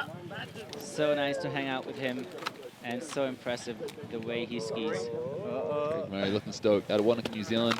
Formerly out of Christchurch. He's a club field skier and a triple cone skier. He skis all over in New Zealand. He skis at Mount Olympus quite a lot. Quite famous in New Zealand as the drinking club with a skiing problem. It skis just as hard as it parties, and it's always a good time up there. So shout out to the boys representing from Olympus and the club fields. Craig Murray sitting in 4th right now, 77.33, just edging out the 4 or 5 people that we have between that and 70 points. I think maybe even 5 or 6 people. So just pipping them out with that cork 7 tail and the cool little flashy features down the bottom. It's a great start to the season for him. Respect for being on point with the call out for the score, and here we have the skier of the year in the Powder Awards, dropping a huge movie with Numinous. I hope I pronounce it right. The name Kai Peterson out of Canada. A very familiar name to some historians in this free skiing world. Son of Trevor Peterson, exploring the world on skis from an early age on. Yeah, and hitting that first air out of the gate, I think that Victor De La Rue was the only other person we've seen. Coming in switch to this top hit. He is switch 5, stomping and clean. Haven't seen that for ages on a Freeride World Tour event. Super nice. Grabbing it out on that next transfer hit, and now traversing over to another transfer. Really stylish run from Kai so far. Kind of having the same traverse thing that a lot of people have had. They're trying to get out to that gnarlier bottom section, but let's see what he's got for us down here, because it looks pretty rad. Boom, into the pocket, but having a control issue, pulling it back together, staying on his feet. Strong. Just both skis in the air, one left, one right, but still on his feet. Now Kai, known for his creative lines, finds takeoffs anywhere. It's bouncing through that section. It's getting pretty cut up now. I've seen a lot of people come through what was pillows now just kind of, I don't know, what do you call them? Track pillows, massive moguls. Getting a little bit caught up in that takeoff as well. There must be something funky with snow going on in there, because Kai Peterson is one of the smoothest riders around. Still getting a little bit bucked. I think the snow might be a little bit harder on those pillows underneath, but staying on his feet. Backing up the switch 5 up the top with some strong, solid and smooth riding down the bottom. No surprise to see some real innovation. I remember Fabio Studer in the early years of his competition. He showed a switch 5, and here we have another one in competition from Kai Peterson. Such a hard trick. Yeah, huge names in the skiing category today. We've got Tana, we've got Kai, we've got defending champions, we've got former champions, you know, and like, look how strong he is to stay on his feet like that. That's why he's so up there, and why his movies are so amazing, because he's just such a cat. He can stay on his feet no matter what, it seems.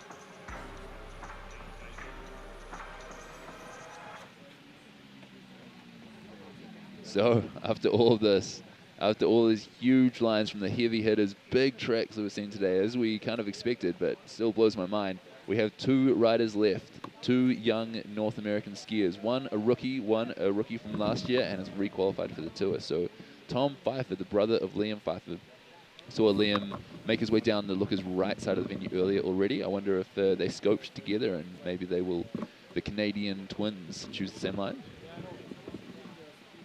Do you think there's intel coming from the bottom to the top to tell them how that line was? Like, there is no reception in the valley here, so that either they have radios or it's going to be a hard time to communicate. But definitely it is something. Here we have the trio, the roadshow, being happy campers because one of them is on top of the podium in the hot seat right now. Markus Eder just making sure he gets his skis nice and close in to himself in the hop seat. The hot seat. Can either of them knock him off? Can either of them knock Tanner? Or no, I don't think it's possible for Markus to get knocked off the podium now. Kai giving a little what up. Got his cap on under his helmet. Not planning to stick around to show his skis to the wall, getting a high five from Travis. Made it to the finish line, through the trees and bushy section, and now hugging with the current leader of the pack, Markus Eder. 2 heavy hitters next to each other. I'm interested to see how the score will be for Kai, actually. Judges still discussing. I'm sure they're going to see some replays. Here we have his line. 11th place. 11th place with 67.33. Surely to do with that control issue. But that's the thing. I mean, he was on 67, Craig was on 77, and between those two, there's 5, 6, 7 good riders. So there's that little difference between control issues, how many features, whether you did a traverse, keeping that fluidity up. There's really little things that can make such a big difference to your score, and that's part of the difficulty of choosing a line. Tom Pfeiffer on course. The rookie out of Canada. His sibling twin brother already had its run down the venue. We wonder if they have any communication between them, probably via radio, to guide the other brother down. And he did a good job with that because Sick huge 3. 360 of that main lip and going into another transfer air right after. Nice. The way to go, the way to start. Tom Pfeiffer having a cracking run so far. I think it's been quite different to his brother Liam's. I think Liam went quite a lot further lookers right. So Tom being creative. I'm not sure if anyone hit that second transfer that he just did before. I haven't seen anyone do that yet today. So really cool and creative from the rookie. Already in the bottom section of the venue, going again, as we've seen many tracks before him, into the steep section to the skiers left. If there has been intel, and I gave that intel, I would say go further lookers left to where Yann Rausis did a sick here, because everything lookers right is kind of cut up and bucking people. But as it is, if you have your line nailed in your mind, Yeah, nice sometimes shifty. it's better to stick with it. Looked a bit tough to shut it down, coming out hot out of that little chute, so well done there. A little bit of control issue coming into that section, though, unfortunately. Just making me think even more and more that the snow's a little bit funky in there. Kind of, I think he might hurt his score. A little bit, though, but of course he also gained with choosing very difficult terrain, different line. Here, the top section, definitely the big meat of his score will come from this 360. Yeah, that was super nice. That top hit here as well, I'm not sure if many people hit that. As you said, going straight into another air, those combos, that's what the judges want to see. Yeah, really styling all of the hits, grabbing or tweaking, you know, like little shifty or a little cross up after this bottom one as he comes down into the finish line. Keeping it fun. Nice run from Tom there. But the interesting thing is that he had that little kind of hiccup at the top of that technical section. And, you know, like we always say, don't scare the judges. You know, if you scare the judges, then they'll penalize you. So it looks like, judging from the judging criteria, these green, yellow bars are all in the positive. They look pretty good and reflect him getting a good score. But if it's slightly lower than he might have hoped, then I think that would probably be why. You know, having a little fall above exposure is much worse in judges' eyes, I think, than having a small fall below exposure. All right, we are coming to the very last rider of the ski man category, and currently in #1 spot we have Markus Eder out of Italy. Second spot, if I believe out of my head, it is Tanner Hall. And third... Too close to call. Too close to call, you're right. That's a lie. There's someone in third. I just can't remember who it is. Getting a hug from his brother. 79.67. I don't need to remember who it is. Tom Pfeiffer is in third. Congratulations to the rookie from Canada. He is looking stoked, getting a high five and a hug from Markus Eder, potentially joining him on the podium. There's only one more rider to go. Imagine that as a rookie, coming onto the podium in a third place behind Tanner Hall and Markus Eder. It doesn't get much better than that in terms of dream starts. Big congratulations to Tom Pfeiffer. Super sick run from him there. Really creative. At the end of a creative guys skiing field, he found new stuff. So well-deserved third place at the moment. The only person that can knock him off that point is who? Grifen Moller out of USA. He proved that he was the rookie to beat last year. What a season for him. Super solid with his best friend, Berkeley Patterson. Rocked the show and impressed us all, going all the way to the Verbier Extreme and now back for another Freeride World Tour season. That's right. I love his threes as well, the way he kind of like tweaks them out and puts a bit of a shifty into them. So I wouldn't be surprised if we see a shifty three off this top hit. Instead, a huge backy. Oh, no! Going down big after a huge send. What? That was ginormous. And laid out. Looked so confident in the air. I think he must have like flipped a traverse track or a bomb hold or something to go down like that. It looked like he front punched on landing, and it didn't seem like he under rotated. So unlucky from the rookie. Too many hits on that top pair, and starting last, he got the better of him. So was that the last one? Still enjoying the power on the way down, though. Why not? Yes. What a shame. If I remember right, he was using the summer months to go down to your home country and shred some pow and share some lines with fellow Sam Lee. Unfortunately, not with us this season. Due to a broken leg in Verbier a couple of weeks ago. But Grifen Moller went down to New Zealand, skied at Mount Olympus with Craig Murray and the boys. Similar kind of styles, you know, like look relaxed but send it on the features, and coming through here, the technical area at the bottom, I've seen a lot of people come through and get hung up on, and unfortunately Grifen does as well. Another one, but the damage has already been done with a big slam after his Huge huge backflip. Yeah. And maybe, I'm sure Grifen doesn't mind if we take the time the time he gets to the finish line to do a little shout out to the boys that cannot be with us this season. They have been qualified, but cannot be here because of medical issues, just like Sam Lee. Oh man, what an injury just a couple of days or weeks ago. Yeah, he was on fire as well. So Grifen coming to the finish line, fluidity and control down as a result of those two crashes. I think he'll totally understand that score. He'll be disappointed, of course, but he'll have 3 more opportunities at least to get another score in Canada and Andorra and in Austria. So looking forward to your next run, Grifen. You're a super stylish skier, really fun to watch and fun to shred with as well. Shout out to the boys that we've been riding with in New Zealand, eating the scroggin, skiing the lines. Grifen Moller, 19th place today, 7.67.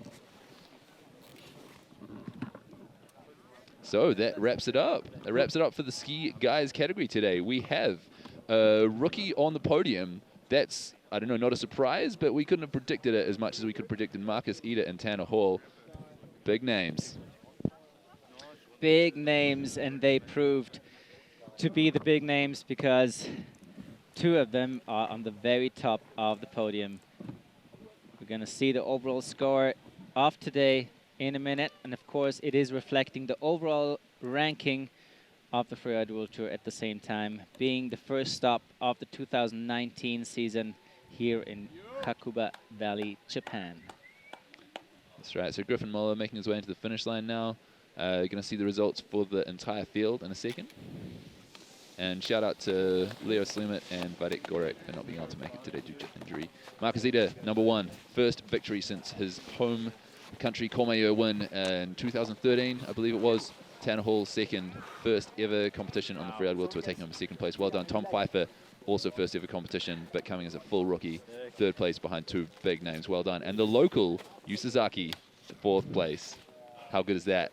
Oh yeah, what a redemption. Last year he had a big bubble at the restaged event in Canada and followed in 5th place your buddy and I would say the future of our sport, Greg Murray out of New Zealand, followed by one big veteran, another one big name, Kristofer Turdell and Reine Barkered in 6 and 7.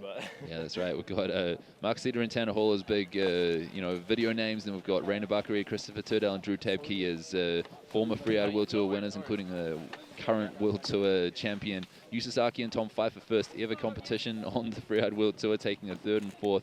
Aymar Navarro and Yann Rausis, other seasoned veterans, taking a top 10 place at the first competition of the season. They'll be stoked.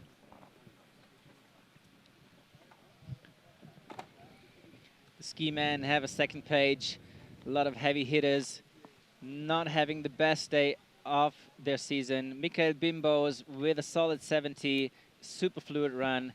Kai Peterson, the wild card, well known to this kind of terrain, didn't put all his run down as planned with a 67.33. Berkeley Patterson, Liam Pfeiffer, Carl Rainier Eriksson following up. Andrew Pollard out of USA, the rookie Yann Dumax-Baudron. Unfortunately, 17th, 18th, 19th, 20th, they all had some big issues in their runs, just like Taisuke. Yeah, a lot of crashes today. Grifen and Fabio as well. A lot of crashes and control issues today. I think it must have been something funky going off the snow. So big ups to the guys in the top 10 that managed to put everything perfectly to their feet. Most of the people in the second 10 didn't manage to do everything exactly how they wanted. Some kind of control issue involved in almost all the runs. Mickael Bimbes first out of the gate today. Big ups to him. Did a good job of opening up the lines, and I forgot to give him a shout out about his Winter Activity YouTube channel that just hit 150,000 followers this week. So, looking forward to the next runs from these guys. Berkeley Patterson, big ups to him. I'm going to say his name right. I'll let you go the first time you said it wrong, but the second time I thought I'd correct you. So sorry. That's all good. And yeah, looking forward to these guys having another run, another day, and showing what they've got, because they all have great potential, and I'm looking forward to seeing that realized in the future. Shout outs to the people that can't be with us here today for injury, as we were saying before. Ivan Malikov, who podiumed the first 2 stops last year, out to injury. These 2 guys, Vadik Gorik and Leo Slemet, also out due to injury, but only for this stop. Rachel Croft also missing this stop, and one other, I believe. Do we have someone else not here? Yeah, Thomas Feuerstein. Thomas Feuerstein. Konstiotner, we already mentioned him at the beginning, unfortunately, with a big shoulder injury, out for the season. And Sam Lee probably watching out of the hospital bed. Get well soon. You'll be back with us. Yeah. And big ups to Hank as well. We miss you, man. We love you. We want to have you back on the tour one day, so we look forward to that. Big ups to the New Zealand crew, and well done, boys. Really amazing show today from the guys skiing category. Next up, we have snowboard women. Snowboard women, a little recap of what we've seen last year on the same stage. As we've explained before, it was restaged in Kicking Horse Mountain Resort. The ones to look out for this season, definitely the current Freeride World Tour champion, Manuela Mandl out of Vienna, now resident in Innsbruck from Austria. What a solid season for her. Marion Haerty on her heels, very creative rider, freestyle background, now living and residing in Chamonix, the mecca of freeriding in Europe. Yep, very different styles between those 2. It's cool to see them compete against each other because Manu's your classic kind of big mountain shredder.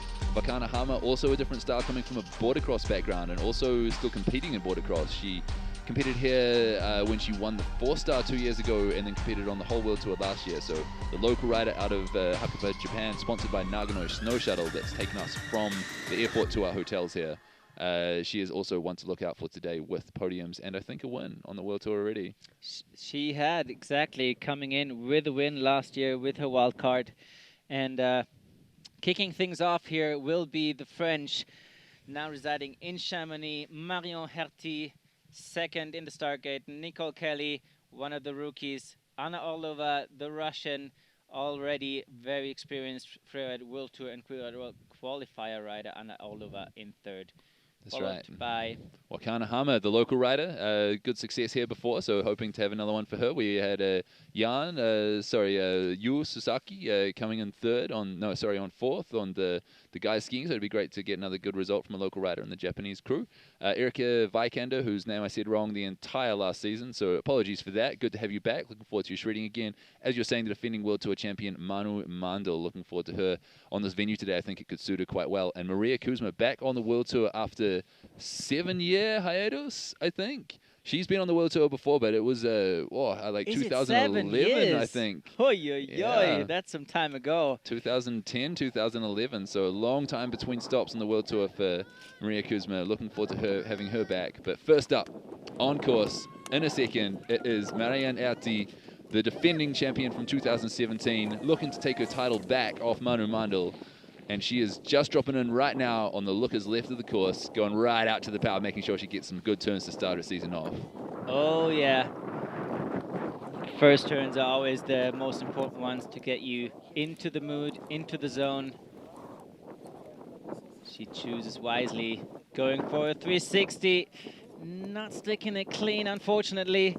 Showing her freestyle background right from the get-go. Coming into another hit. Quite a big one, actually. She's going to send that off the nose. Gets a little grab in, little indie grab, I believe. Saw tricks off the first hits from both the snowboard woman and the snowboard man. You know, Blake Hamm with his backflip on the first run, Marion Haerty with the 360. Neither of them quite stomped, but just such a good sign for the categories that they're just starting things off with tricks. No hesitation. And power slashes, look at that. Yes, enjoying the snow, knowing where to place the turn. And there's still plenty of space left. It's a huge terrain, a lot of options. Of course, a little cut up by ski and snowboard man categories.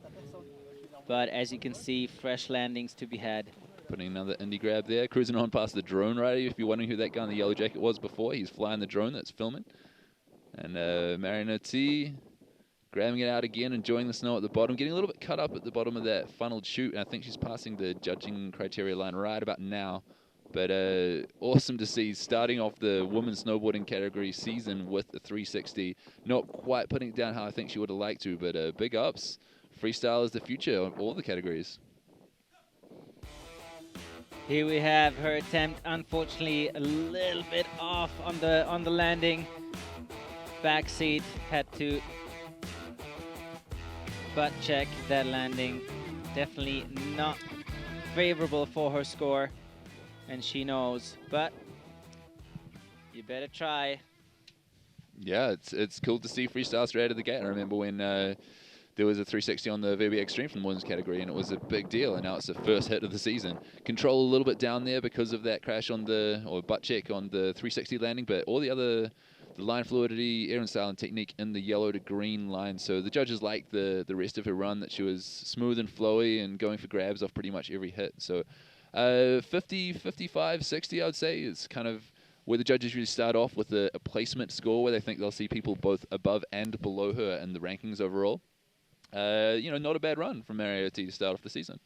Absolutely, and as we explained at the very beginning in the pre-show, that you should not compare between categories or between events the score numbers. It's all about rankings in the end. The numbers only help the judges to make up the right ranking. That's right. If they give someone a 50 that's first out of the gate, it's saying we expect half of the field to do better than that and the other half to do worse. They're not saying that half of the field are going to crash or that half of the field are going to send it. It's just, giving them a general kind of vibe. 68 today, it's the vibe. It's just the vibe, And Marion Haerty, 68 on the first competition of the season. For someone whose first competition ever it is a rookie. Nicole Kelly, coming out of Canada. She is a 30-year-old rookie. It's never too late to be a rookie. First year on the tour here after qualifying through the North American qualifying series last year. Looking forward to getting out of that wind. It's up at the start gate on the top ridge. Getting sight, getting in the zone. The mental state that you are in the start gate compared to the one you're in when you get to the finish corral about 2 or 3 minutes later is a crazy change. And the reason they're getting in the zone is so that they can put down their exactly what they want to do through their run, which is obviously in front of the world and in front of you audiences at home. So I hope you're cheering her on. Nicole going lookers right out of the start gate, riders left. We haven't seen that much, although a couple of the first riders did in the guys in the wood category. Gigi Rüf, for example, who went out that side and took home a second. We've got Nicole Kelly following him. Getting off that side of that air that he also hit. I think Gigi Rüf, I'm wondering how much of his line she could see from the top, but always good to get a couple of pointers from seeing other riders. Unfortunately, it means it's tracks and bomb holes that you're following. Keeping the momentum up. Very fluid so far. Finding the right stashes of snow to slash some pow. There's still plenty of it available. And across the whole resort, if you're thinking about coming down to Hakuba, Japan, there's a little bit of power for you to have. And Nicole enjoying it right now, stomping really heavy on that air. It's pretty impressive strong legs from the Canadian rookie. Very solid rider. She knows already a thing or two how to impress the judges. Yeah, stomping again, really solid legs. Washing out a little bit after that air, but I don't know, it seems pretty solid so far. Kind of reminding me a little bit of Manuela Mandl, just charging and not taking no for an answer, even if you ride into a tree or 360 out of it. I asked Hazel Birnbaum to sum up her feeling about the venue, and she said solid trees. So Nicole Kelly just testing it out. I think she'll probably attest to it being correct, but putting down a solid run nonetheless.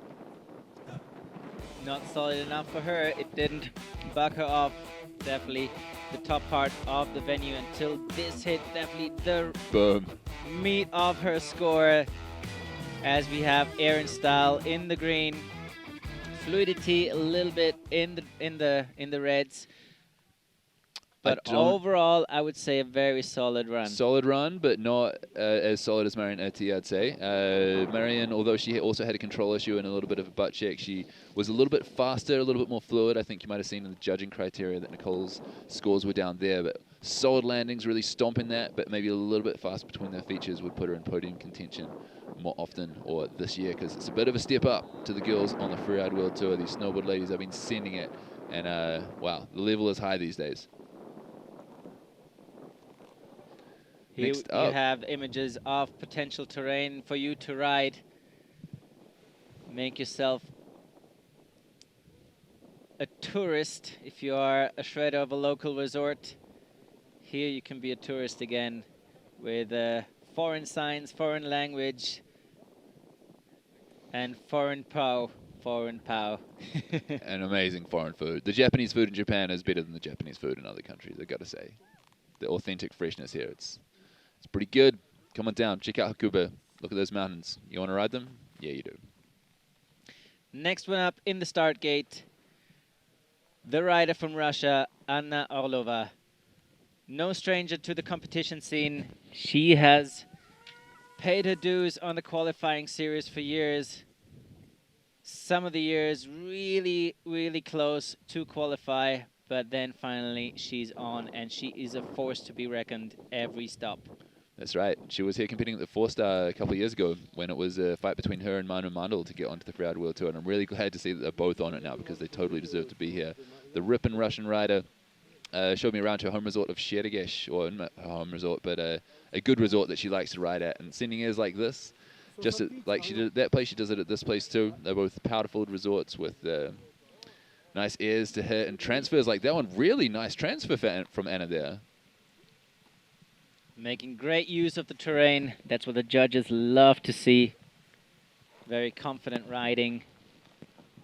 Yeah, and I'd say the difference between this one and Nicole's is that it's just been a bit faster, you know? Like, Nicole was stomping all those runs really solidly. Like, every hit, she, boom, I take that, I'm strong. And then Anna's doing that as well, but just a little bit more confidently, just a little bit more smoothly. That's exactly what that fluidity category is about. And so I think that the points she wins in the fluidity category will probably put her above Nicole, even though you're wondering, hey, they're both stomped big airs. You know, what's the difference? I'd say that's what it is. Going to the steeper zone as well, the more gnarly technical zone that a lot of the guys skiers came unstuck in, but Anna just flashing her way through it so far. Here we are in the very technical zone, as you said, where we have seen a lot of skiers and snowboarders going down already, and she's cruising down that technical zone. Stomp. Dropping another drop, so if she gets that one down, I'm pretty sure we're going to see a very solid score. That was a really nice run. Really, really nice run from the Russian ripper Anna Orlova. Really stoked to see her here.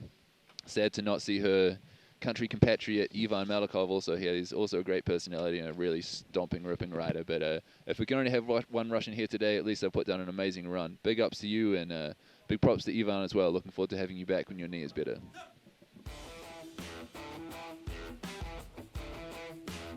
Yeah, just looking so confident on those airs. Her hands like barely moving when she lands, you know. Yep, I'll put them down, please. Lines go really high, getting through that steep section. Well done.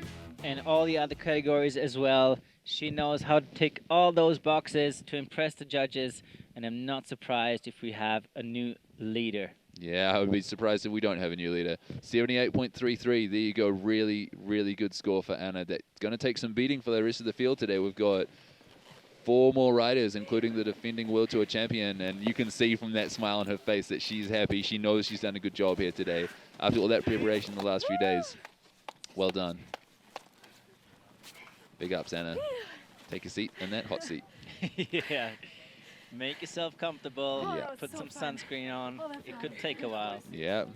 Well, who knows? We've got Wakana Hama coming up now. She is the winner of the previous competition that we've had in Japan, and that's how she wildcarded herself onto the tour last year. So, yeah, a challenger. I think that Anna was also at that competition, that 4-star, a couple of years ago here. So Wakana on course now. As you said in the presentation, she has a background in border cross, very solid on her edges. But she surprised us on the very first event with a switch 180. Yeah, that's right. Or a cap 180, but not this time. She got hooked up, must have got hooked up on one of those branches just before the takeoff. Yeah, unfortunately, control issues at the start of the run will hurt your score. And she is out of her rhythm. What a bummer. In her home country, the first ever Freeride World Tour event going down in great conditions, and unfortunately already at the top of her run, not delivering. Sorry to see that, Wakana, but you're still a fun person to watch, fun person to ride with, fun personality. Yeah, Wakana filling out her rider bio. You know, I thought they were being a bit secretive. The Japanese rider bios didn't really give us as much information as some of the other guys, and it's fine because we know most of them. We can talk about them. But I was wondering if she wanted us to tell people what her birthday is, because it's at the end of the 70s, and I was like, I wonder if I'll mention that or not. And under fun facts about herself, she wrote in capital letters, "old." So I thought, yeah, I guess she is such a fun person to be around. Great personality. Not her day on the snowboard here today. Yeah, slightly crunchy snow, maybe on the slightly sunnier side of the venue out further lookers left, giving the best of her and breaking her rhythm, like you're saying. Making her way down past the end of the judging line just at this point. I think she'll be a bit disappointed, unfortunately.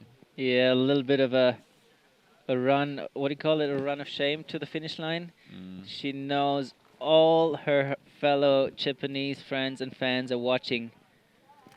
She wanted to impress not only the judges, but also the viewers. So unfortunately, not this year. But if she rides strong, the other couple of events, we will have her back next season. Yeah, front punching on that air at the top, unfortunately, that'll hurt her score. Fluidity and control quite far into the red. So I don't think she'll be troubling Marion Haerty or Ayana Onozuka in the hot seat.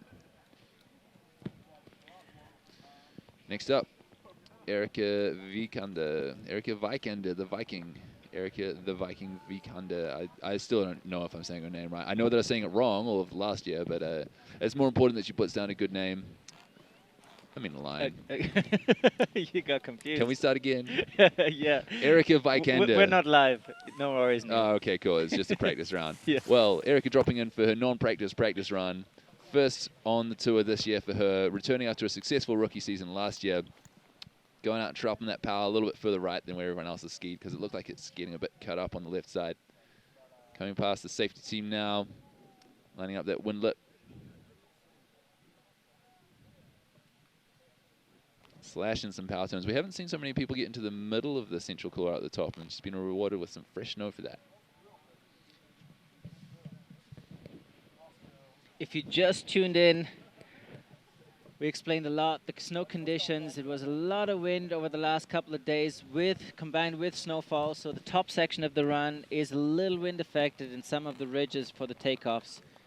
But if you're smart, you can find the good pow. There's plenty of it left. Unfortunately, just got hooked up on one of those tracks.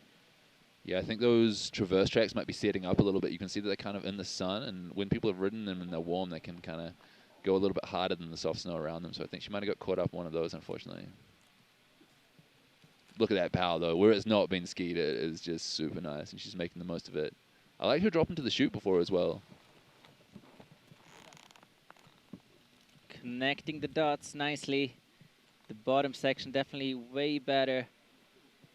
Yeah, smooth off that bottom here. I like that. Former slopestyle rider. I think she went to the Olympics, or maybe she broke herself just before she was meant to go. Anyway, really good in the park, and changed to free ride now and showing us a smooth park style in the powder. Coming just past the judging finishing line, I believe now. I think she'll be a little bit disappointed with going down higher up. Like I was saying, the snow is a little bit tricky in some places today, and it's a little bit hard to tell, I think, exactly where it's nice and where it's not. It's nice in most of the places, but that makes it even harder when it's a patch that isn't nice when you're not predicting it. Erika coming out to the finish now as we zoom out and see the big triangle, the venue that we're riding here at Hapo'oni in Hakuba today. Here we see the replay of Erika Vikander charging through that field. No hesitation. Here we might see that little, nope. There was a little bit of a hookup, so don't be surprised if there is a little deduction on her score.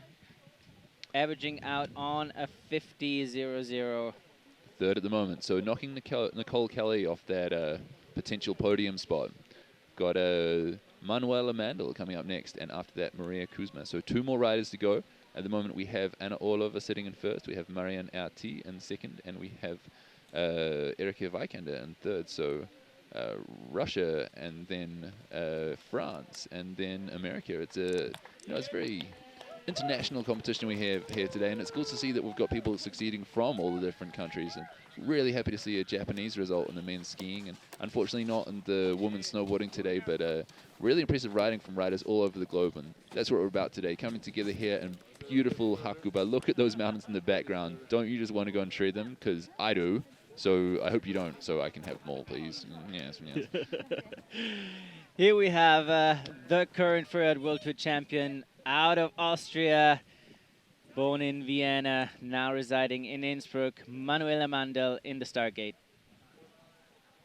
What a season she's coming from. Like, she had to re-qualify into 2018, and then what happened then? And then she won, man. She won the whole tour. Crushed it.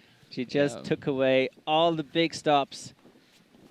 And if you're not sure what McFly means by re-qualifying, she was on the World Tour in 2017, and she didn't re-qualify, she didn't get the results she wanted, and then at the same time as doing the World Tour stops, I think even after, she went back and did some 4-stars, won all of them, and re-qualified herself for the World Tour, and that was what we're talking about, that Anna and Manu were fighting for the World Tour spots, and now they've both got them, they both deserve them.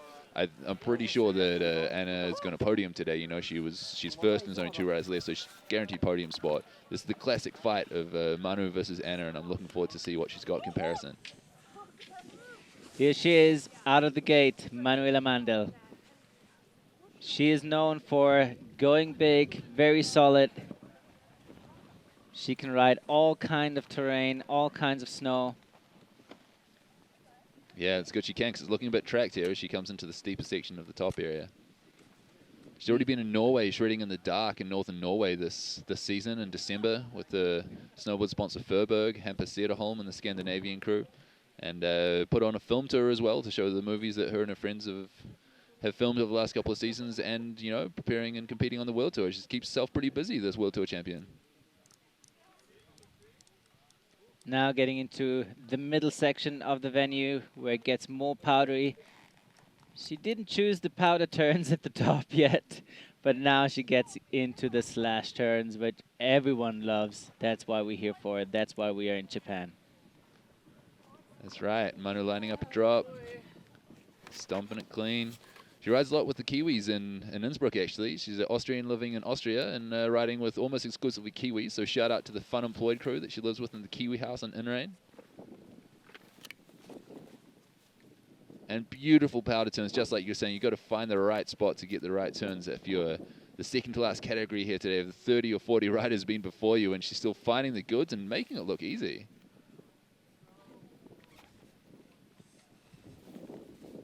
Yeah, why did no one else find this, man? This looks like a great place to be riding. Oh, yeah, you just have to be a little smarter than the others, and then you can enjoy the Japanese POW. There is plenty of space all around, a lot of options still to hit. I wonder how this will compare score-wise, though. I think she's past the judging finishing scoreline now, but the thing is that Anna Orlova got into the steep technical section on the lookers right at the bottom. Manu got into the steep technical at the top, but I'm not sure if it was quite as score rewarding as Anna's section at the bottom. So she sent these airs, stomped them, look at that, just looks so casual and throws up some powder spray. You can tell her how confident she is by her arms being down the whole time. She's not waving them around, so she's solid. But these green scores, these yellow scores, they're all positive, but do you think they'll challenge the top spot? Don't think so. Definitely a solid score for the beginning of the season for the current Freeride World Tour champion. But to take off or take out the hot spot, get a spot on the hot spot, definitely she would have need to show a little more, especially at the top section of the venue. Yeah, good run, super solid, did everything she tried to do is exactly like she wanted to do it, I believe, but she's sitting second now behind Anna because Anna went into the steep and more gnarly stuff on the lookers right at the bottom, but still second with one rider to go, guaranteed podium in the first stop of the season, not a bad result at all, knocking Marion Haerty down into third, and Maria Kuzma, our last rider today out of New Zealand after being on the World Tour in 2011, I believe, coming back for 2019, looking for that podium spot to knock Marion Haerty off, and she's on course. Same top section as Manu Mandl so far, getting into the steeper, more technical part. Seems like, as we've talked about it a lot previously, a lot of wind at the top section of the venue, but the snow gets better and better by the meter of descent. The rider gets down the venue. Right, and so far going a little bit more lookers right, further lookers right than Manu went, more over to where Gigi went, and I think Nicole Kelly also hit this one, so getting off that, solid. Probably scoped her line with her boyfriend Roland Morley-Brown, another super sick snowboarder out of New Zealand. He's here supporting her after coming second on the FWQ last year and not quite qualifying, so maybe next time for him, this time for her. So far looking good. Looking very good, finding a nice spot to land in there, slaying some power turns in the sun. Maria still knows her thing, qualified, I think, with the best possible score. Yeah, 3 wins in the qualifiers. She knows what's up. Since she was last on the World Tour, she went to university, studied architecture, moved to New York and did some big deal jobs. Her and her boyfriend Roland both working there, and now both back on the snowboarding vibe. Loving that slash turn, arm out, surf style. They live in Bali. The surf influence is clear in her snowboarding. You can tell how much she's enjoying it. Look at that. Oh, yes. Surfing that wave, getting pitted. This is just a pleasure to watch. Airing off that one, just making it look so smooth, not trying to do anything that's like, you know, going to buck her style or have a hard time, just enjoying the crap out of that. Putting some airs and stomping them clean. Probably the most slash turns I've seen from anyone today. Good to see how much fun she's having, just riding solid, you know? Oh, yeah, and she's milking it. I just love it when you see someone having so much fun. My fellow Thule crew member, always good to be around with, on and off the snow. Nice, Maria. Nice run. I think you're past the judges' finishing area now. So well done. Good to have a solid run in the bag. Put it on your feet the whole way down and made it look good for the first run back after 7 or 8 years. It's amazing stuff. All the lines in the green, line being the most rewarded of those ones. I kind of like the fluidity and technique and control as well, but I think this will be a good score overall. How do you think it's going to go? Do you think it will beat Marion Haerty and get her onto the podium? I think it's a podium for sure, but I'm actually even calling out one of the top spots. Yeah, do you think she'll get in front of one of those 2 girls? I don't think she'll get in front of Anna, but she could get in front of Manu. So looking at it, I would say 2nd to 4th. I'm going to go real conservative out of the 7-person field of snowboard women and say confidently between 2nd and 4th. Yeah. As Anna makes her way down. They've hiked up that in the last few days as well. They've been hiking to the bottom of the venue to see as much of it as they could when it was cloudy. Beautiful sunny day today. I don't think we've talked enough about how incredibly stoked we are to have a beautiful bluebird powder day on the first day of the competition window to get this event done in Japan. So stoked. Just as eager as Maria to see the score is Anna because she's in the hot seat. Score for Maria Kuzma is 66.33, ending just up on behind. Just behind. Matter of right. points. There's a 2-point margin, I think. Yeah, Marion Haerty was on 67 or something, I think. So just holding onto a podium spot, but still a successful welcome back for Maria Kuzma.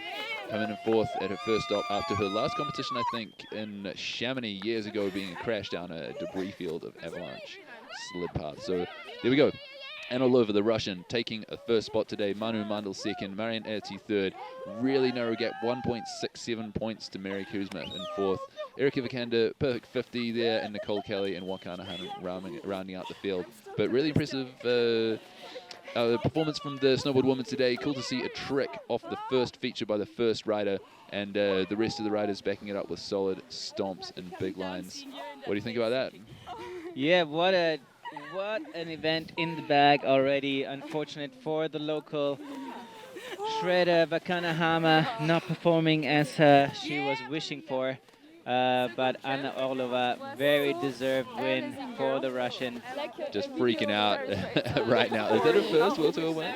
It's definitely on her first World Tour podium, but wow, she looks like she's melting right now. She's a happy chappy. I'm so happy.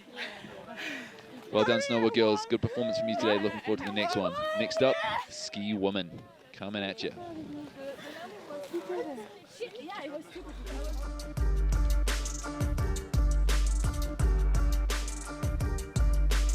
Ski women, we have the ones to look out for. Of course, the current Freeride World Tour champion, Ari Tricomi, Arianna in the full first name, and she is not shy of doing any tricks in the Freeride World Tour competition, proving with 360 last season. Hedvig Wessel, the Norwegian mogul skier, second ever visual inspection was when she got invited to compete at the Verbier Extreme, and she did good there, so she's been given a World Tour wildcard for the whole season this year.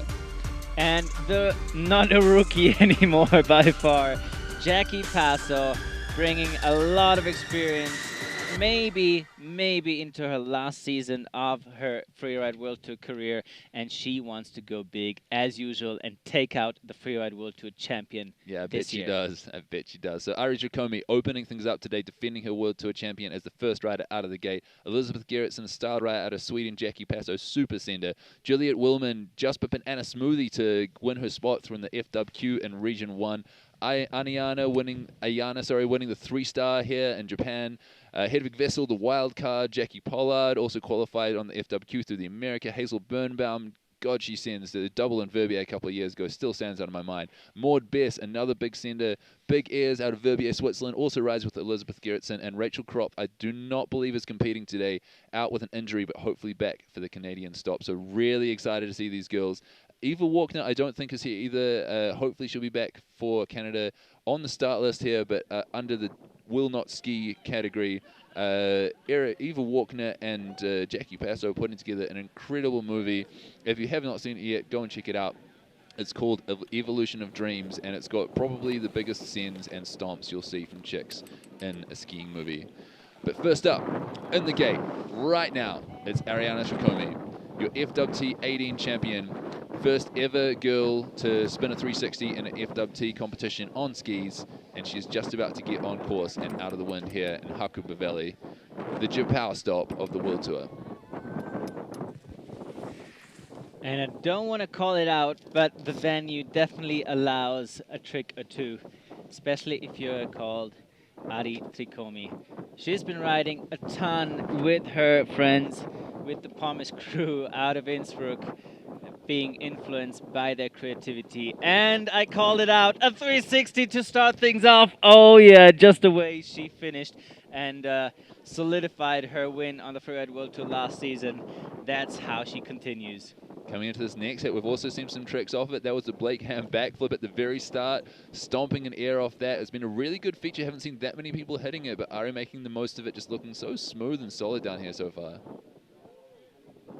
So happy for her. She's feeling good in her skin, as it's directly translated from German. Sorry for that. That totally makes sense in English as well. Yeah. Getting a little bit bucked on that landing, but holding it together, riding her tails, but in a strong way. It's like, oh, that landing wasn't as expected, but I'm going to stay on my feet. I don't care. That's where you see confidence and trust in your abilities. Yeah. Yeah, she's been riding a lot of powder this season. She said it was hard to leave Innsbruck in Austria. The Fieberbrunn stop is coming up in a couple of months, and that has so much snow right now. So she was, yeah, it's nice to go to Japan, but Austria is good too. And I think she's looking at a pretty good score here, even though she's the first one out of the gate. I'm going to call it that she's going to have a good day, and maybe not so sad to come to Japan after all.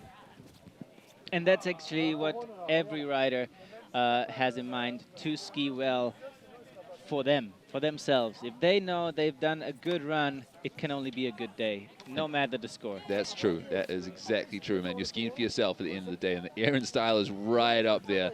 I think we're going to be looking at a good score for Arianna Tricomi here. First out of the gate, and like you said, inspired by the Project Pommes crew. Nice 3 off the top. Absolutely stomped it in that bombed out landing. Big ups for that. That is a lot harder than if you're the first person to hit it.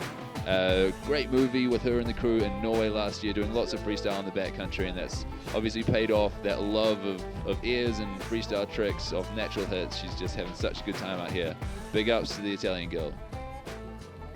Look at it, she backed it up at the bottom of the venue, ticking all the boxes. Pretty sure that the judges will award that with a big score.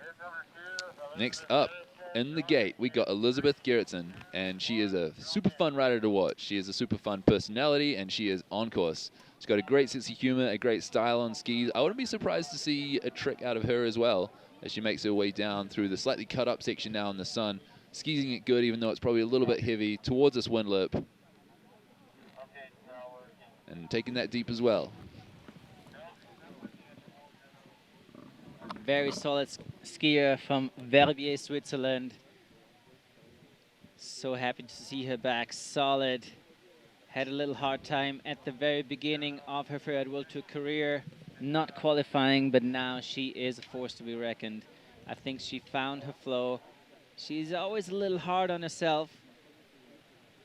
She's a perfectionist, you know, but she's putting down a pretty perfect run so far, so I think she's going to be happy with it.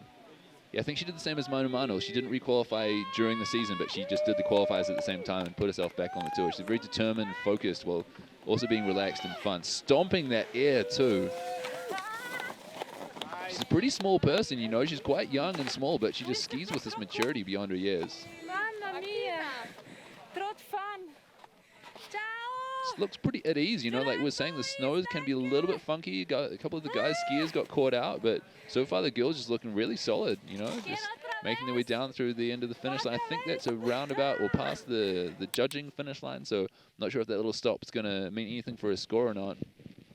So if you just tuned in, we have the venue, the big triangle, which opens up with a lot of features. Just a little recap here. Slow-mos of the last rider, Elisabeth Gerritzen out of Switzerland. And you see a lot of open terrain at the top with some features of transfers and a lot of small natural takeoffs. And yeah, at really the bottom, stomped. you have a lot of trees and bushy area until you actually get to the finish corral. So the finish line is not the finish of the judging. It's a little further up.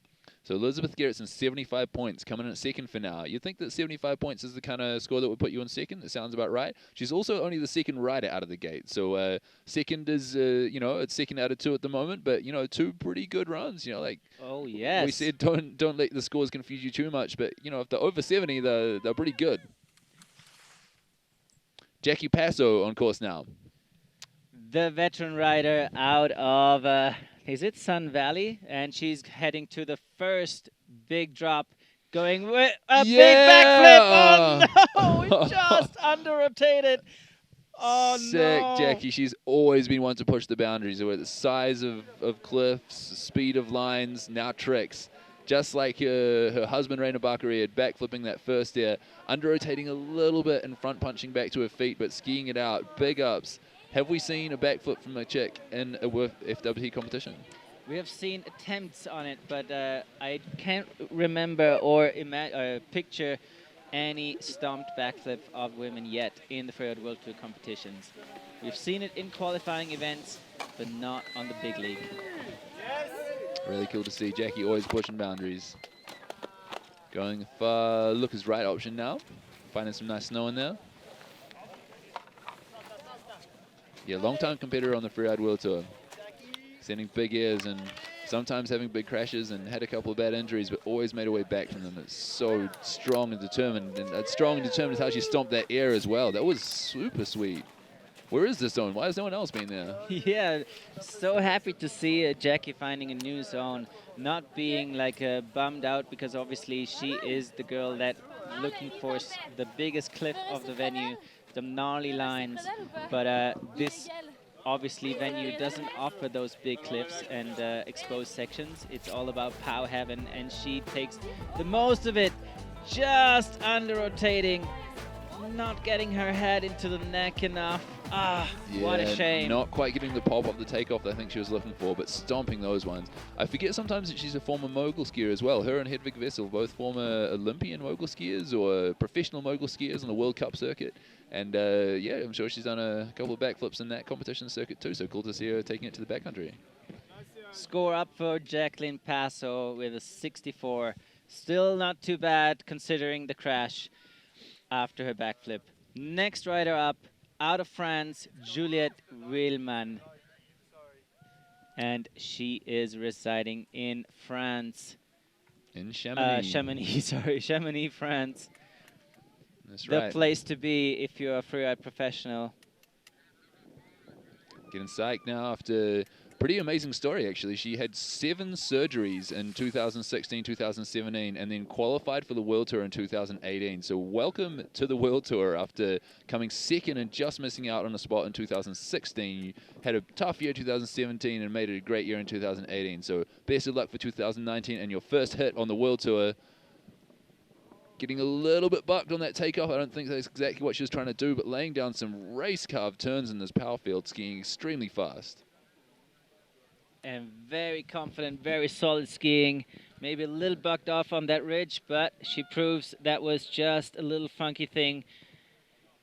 She's heading to her first drop. Probably the fastest skier of the women's ski category so far. Yeah, I think so. She's charging. Picking a line quite full line down the mountain, try and lay some hits together a bit in a way that doesn't make a need to traverse.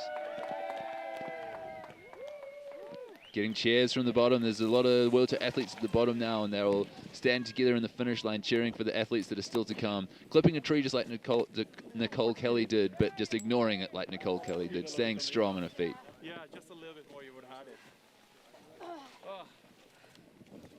Come down into the finish line now. I think she's about the judges' finish point.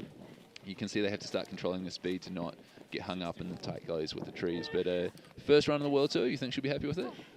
I'm pretty sure.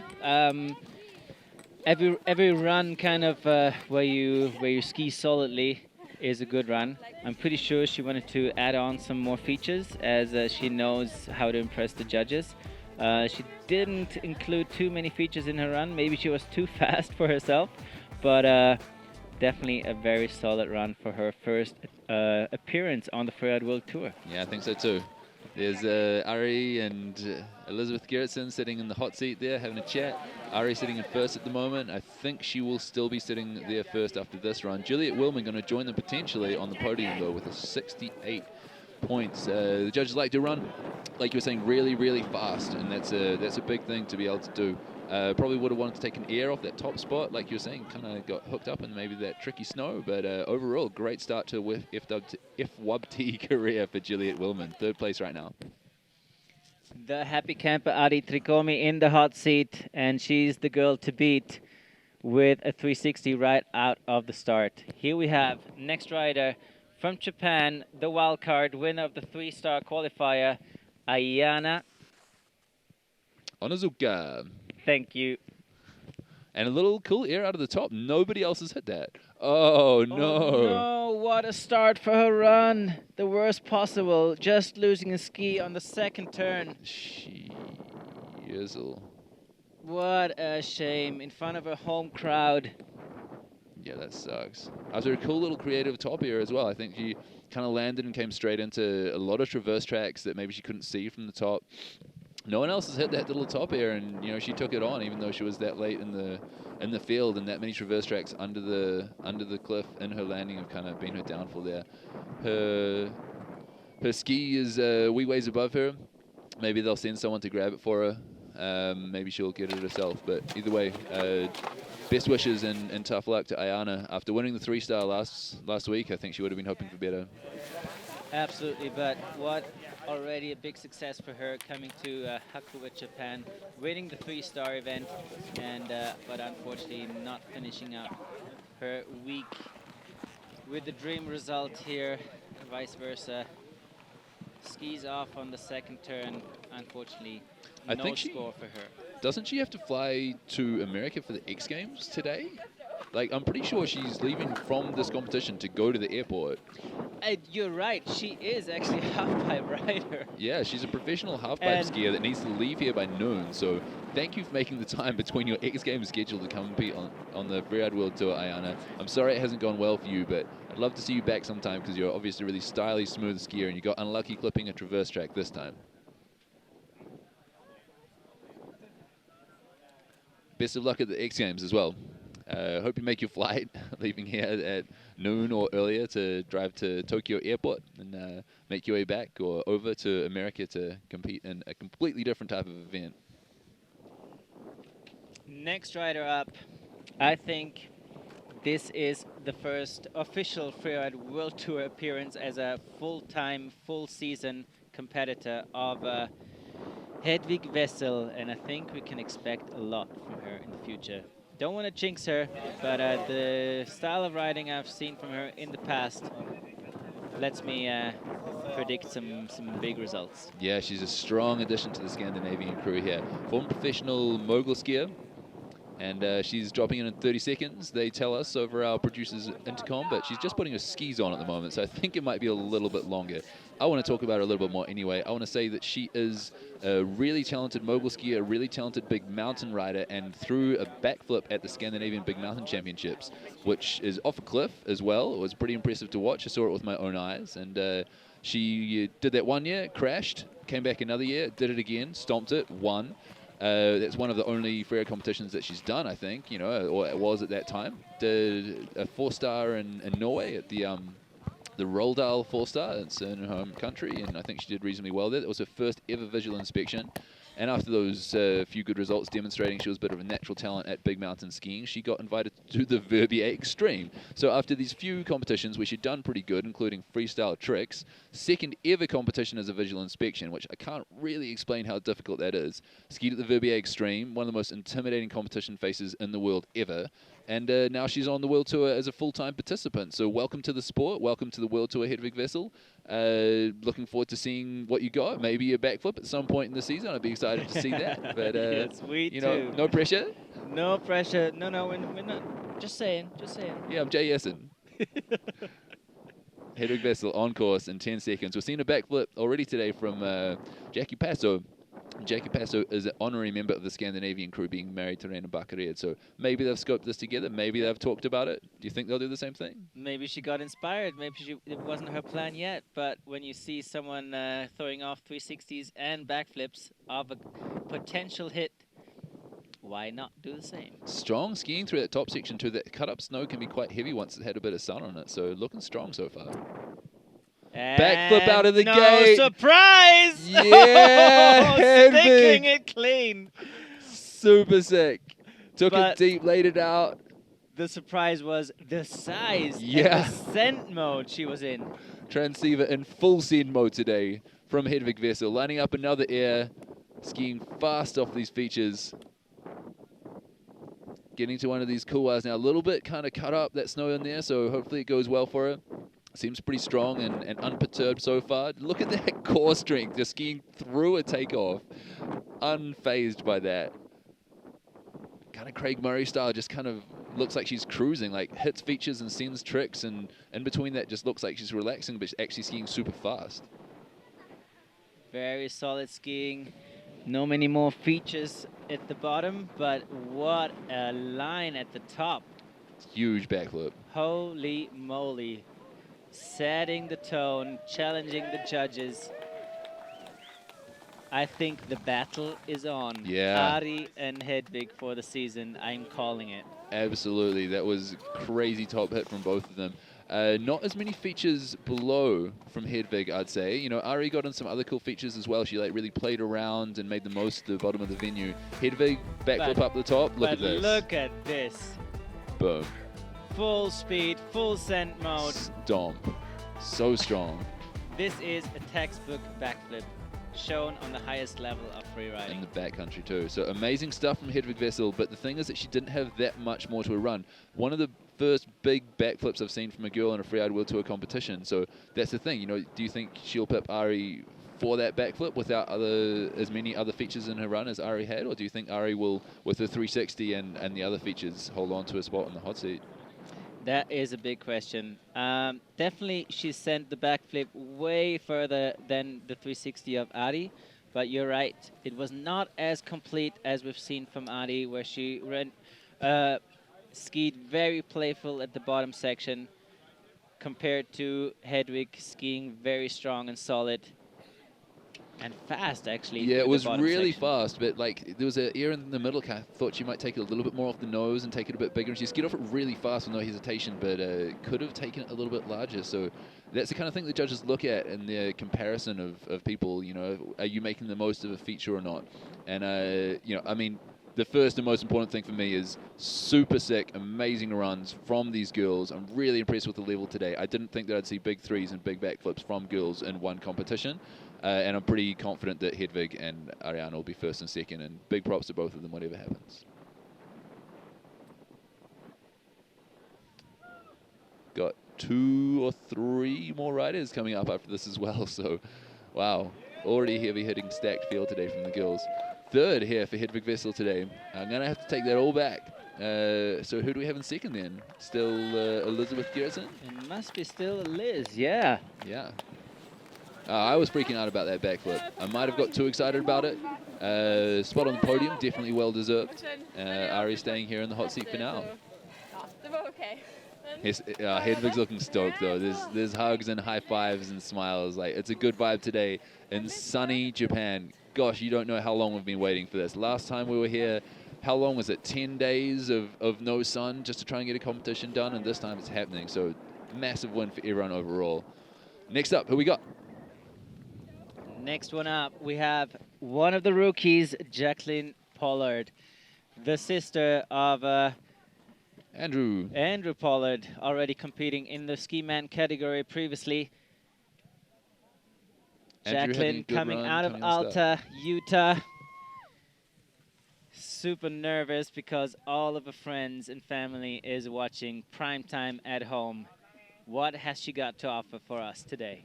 Getting to the technical section at the top, making her feel a little bit more at home because they compete on skied out venues usually in North America that are the ski inspection. So first ever visual inspection in a major competition for Jacqueline today.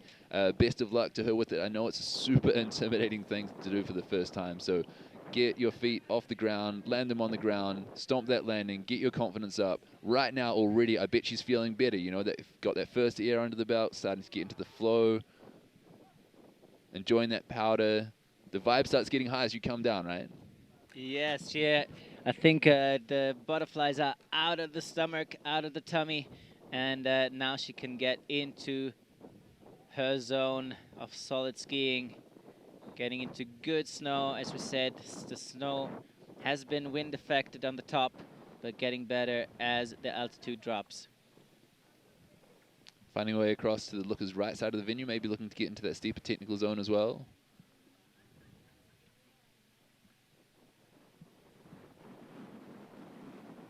Still finding a lot of fresh pow on that skier's left side of the venue. That's right, after so many riders before as well, it's so cool to see how much good snow there is left. And good snow left all over the resort here if you want to come check it out. It looks like a good season shaping up. As Jacqueline comes down towards her last feature, I think she's lining up this bottom cliff in the steep technical section. Got one more air for us. Into the chute. Nice, well held onto in that tricky snow zone where we've seen a lot of the guys' skiers come down. So I think she'll be pretty happy to get down. First ever World Tour run, first ever visual inspection in a major competition, and put one on her feet, gets down, gets the season started off in the right direction. I think she'll be happy with that. Oh yeah, get the butterflies out of her tummy, because visual inspection is a huge thing, as they mention all the time. It's a different ball game here at the Freeride World Tour, where there is no chance to get your feet hands on it before the event. Everyone has one try, one attempt only, and everything all they offer is eyes on before the event. That's right. So just to explain that a little bit for people who are unsure, the topic that we're talking about, 59.33 for Jacqueline Pollard, currently sitting in 6th. Got 30 seconds till Hazel Birnbaum starts. I'm going to try and wrap this up real quick. In America, in the 4 stars, you can ski through the venue before it starts because they're open areas to the public. In Europe, you cannot. Visual inspection versus ski inspection, difficult task to get used to when you change. Hazel Birnbaum, next rider in the start gate. American rider, but with experience of visual inspection. One of my favorite riders, actually. I love watching Hazel. She just charges so aggressively. Such a strong, powerful, confident, and aggressive skier. Just a great person to watch, and excited to see what she's got for us here today. Yeah, definitely one of the category classic big mountain rider. Strong and fluid, going into the Nar usually. Of course, today there is not much of a Nar. You have to find creative lines. Will she offer us and the judges exactly that? It's been a popular area, this one over here. Getting off that in the same direction as Gigi Rüf did, and cutting straight skiers left towards the looker's right side of the venue, where it gets a bit more steep and technical down the bottom. Enjoying the power for now. That you can see that stuff in the sun starting to get a little bit heavier. It's not getting thrown up in the air as much as the stuff in the shade. You know, the slashy turns like that. You know, you can see how soft and nice the snow is. But unfortunately, a lot of the features are in the sun, so that's where the rider's having to go. Here again, finding some beautiful snow to slash some turns. Getting pitted, as they will say in surfing terminology. Not hitting anything big at the bottom so far.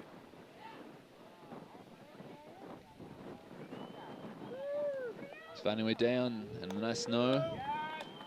Looking to line something up. And into that same steep technical section that we just saw Jacqueline Pollard come through and airing off that so solid. Really bending her legs on landing. She looks like she's pretty untroubled by that. And a cool double down the bottom as well. Had a nice little double in the very, very top section and a nice double to finish it off. So a solid run from Hazel Birnbaum. Get the season started in the right way. That's what you want. First score underneath your belt. Kick things off for the season. Another 4 events to come, you have to know. Trying to get the Freeride World Tour champion title, you have to be consistent. Ideally in all 5 events, but there is one throwaway result. So she probably keeps the little more risky maneuvers for later in the season. Look at this venue, what a day. this backdrop.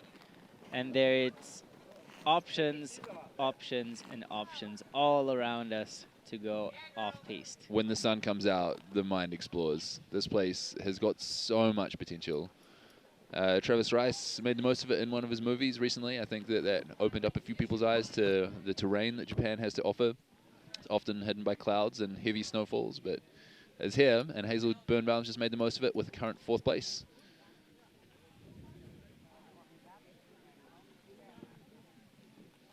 Maude Besse, last rider of the day after a successful competition. I'm going to knock on wood and say this. We haven't had any competition injuries. We haven't had any problems. We haven't had any distractions. We haven't had any really bad wind or snow conditions. We haven't had anything really go wrong today. And I really hope that Maude Besse is going to show us a sick run, finish it off in the right way. We've been an incredible competition here in Japan today, finally in the sun.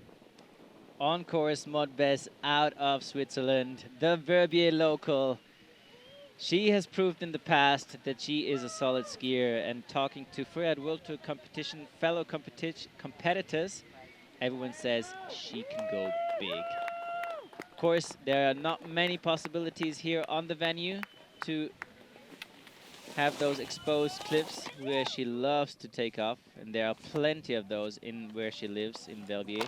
But will we see a creative line out of Maude Besse? The first appearance on the Freeride World Tour for her. Finding an air through there in the middle section, skiing fast. Reminds me a little bit of Juliette Willmann. I think that they ski together, they're shred buddies, and skiing fast and controlled and looking to line up some features seems to be a common theme for these two. Getting into a completely new zone. No track so far. Great combination there. Yeah, finding some good snow. Very steep section, the steepest part of the venue. No hesitation with some slough, sending it big. Wow, super sick. Disregard for those rocks. The best bottom section for me so yeah, far. Why has nobody else skied this? Ski women category. Where's she so going? Sick. It's endless. That was awesome. How did she scope that? Why did nobody else ski it? That was like, where has it been hiding? This is smart choice, line of choice. Really smart. You know you are the last down the mountain, Exactly. so better be creative, because then you have the best run of your life, even with bib number 200. Yeah. Oh, that was really, really impressive. I was hoping I hadn't jinxed her by saying I hope the last run goes well after such a successful competition, but she totally proved me right. Finding a completely new zone and skiing it so fast and powerfully. Just looking so on point there, and exactly like you say, McFly, finding a zone that no one else has skied, even though your last bib of the whole competition, rounding things out in such a cool way to see, and really high level from the girls today. I would not want to be a judge. Everything in the green. Maybe the Aaron style could have been pushed a little further, but it is the bottom part which is the big part of her score in the end. In the top, she was not hesitant, but definitely not throwing it out.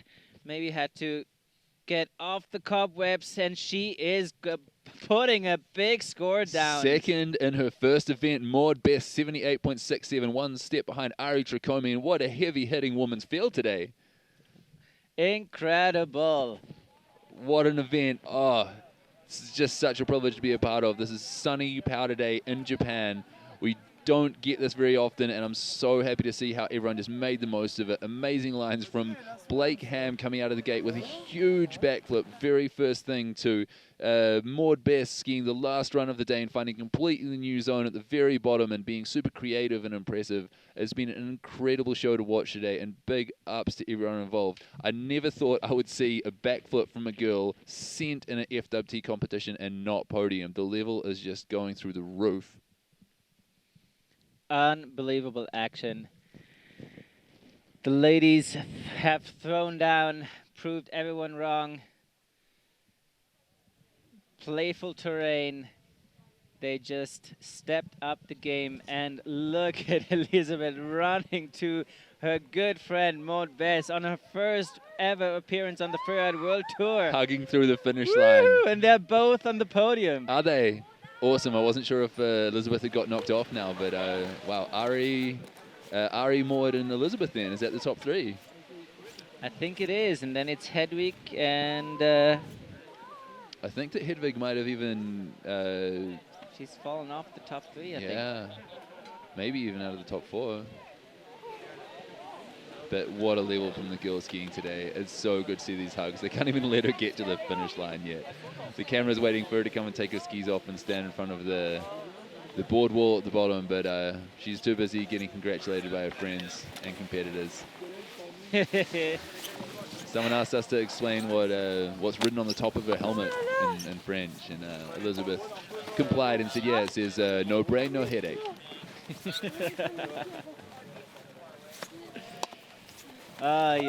Talking about Liz, she asked me to do a big shout out from her personally, and of course from us as well, to Sam Lee. I'm pretty sure he's still watching. Yeah, Sam. Following the tour. Huge shout out to you, buddy. Another person not here because of injury is Rachel Croft, not skiing today because of a leg problem. I believe she will hopefully be joining us in Canada. But Arianna Tricomi backing up her World Tour title win last year with the first stop today. How good is that?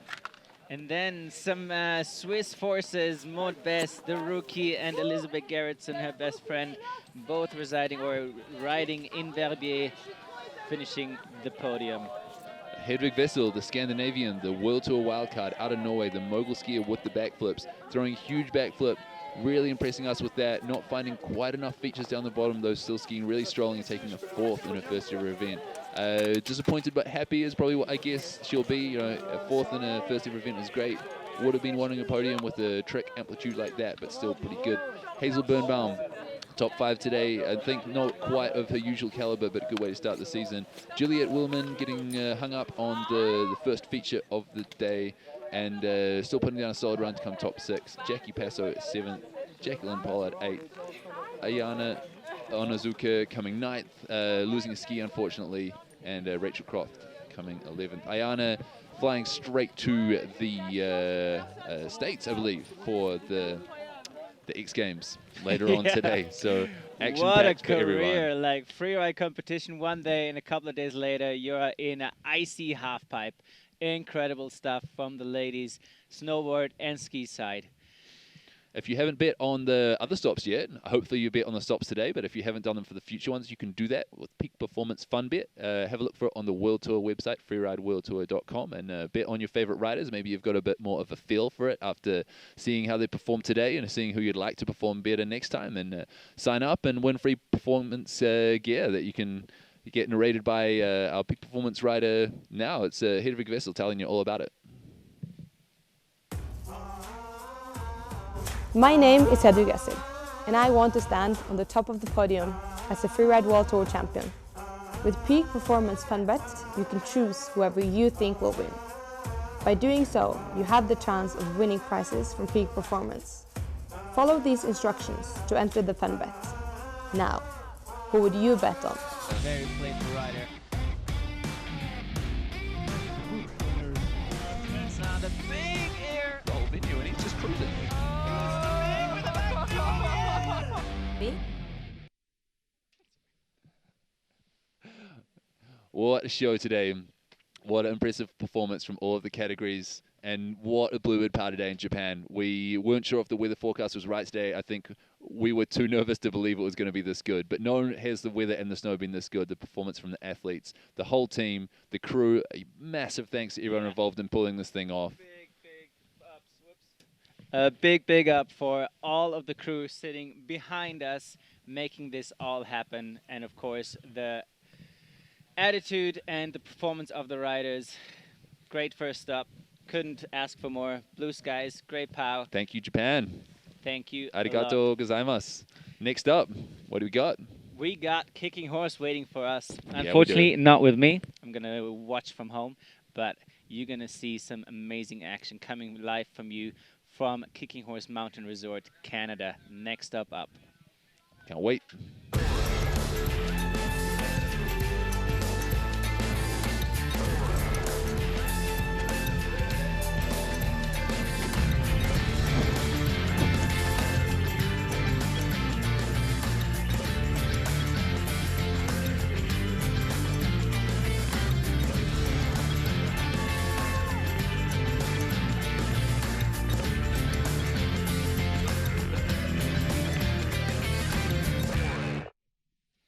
Thanks for joining us, guys. It's been a pleasure to have you with us today.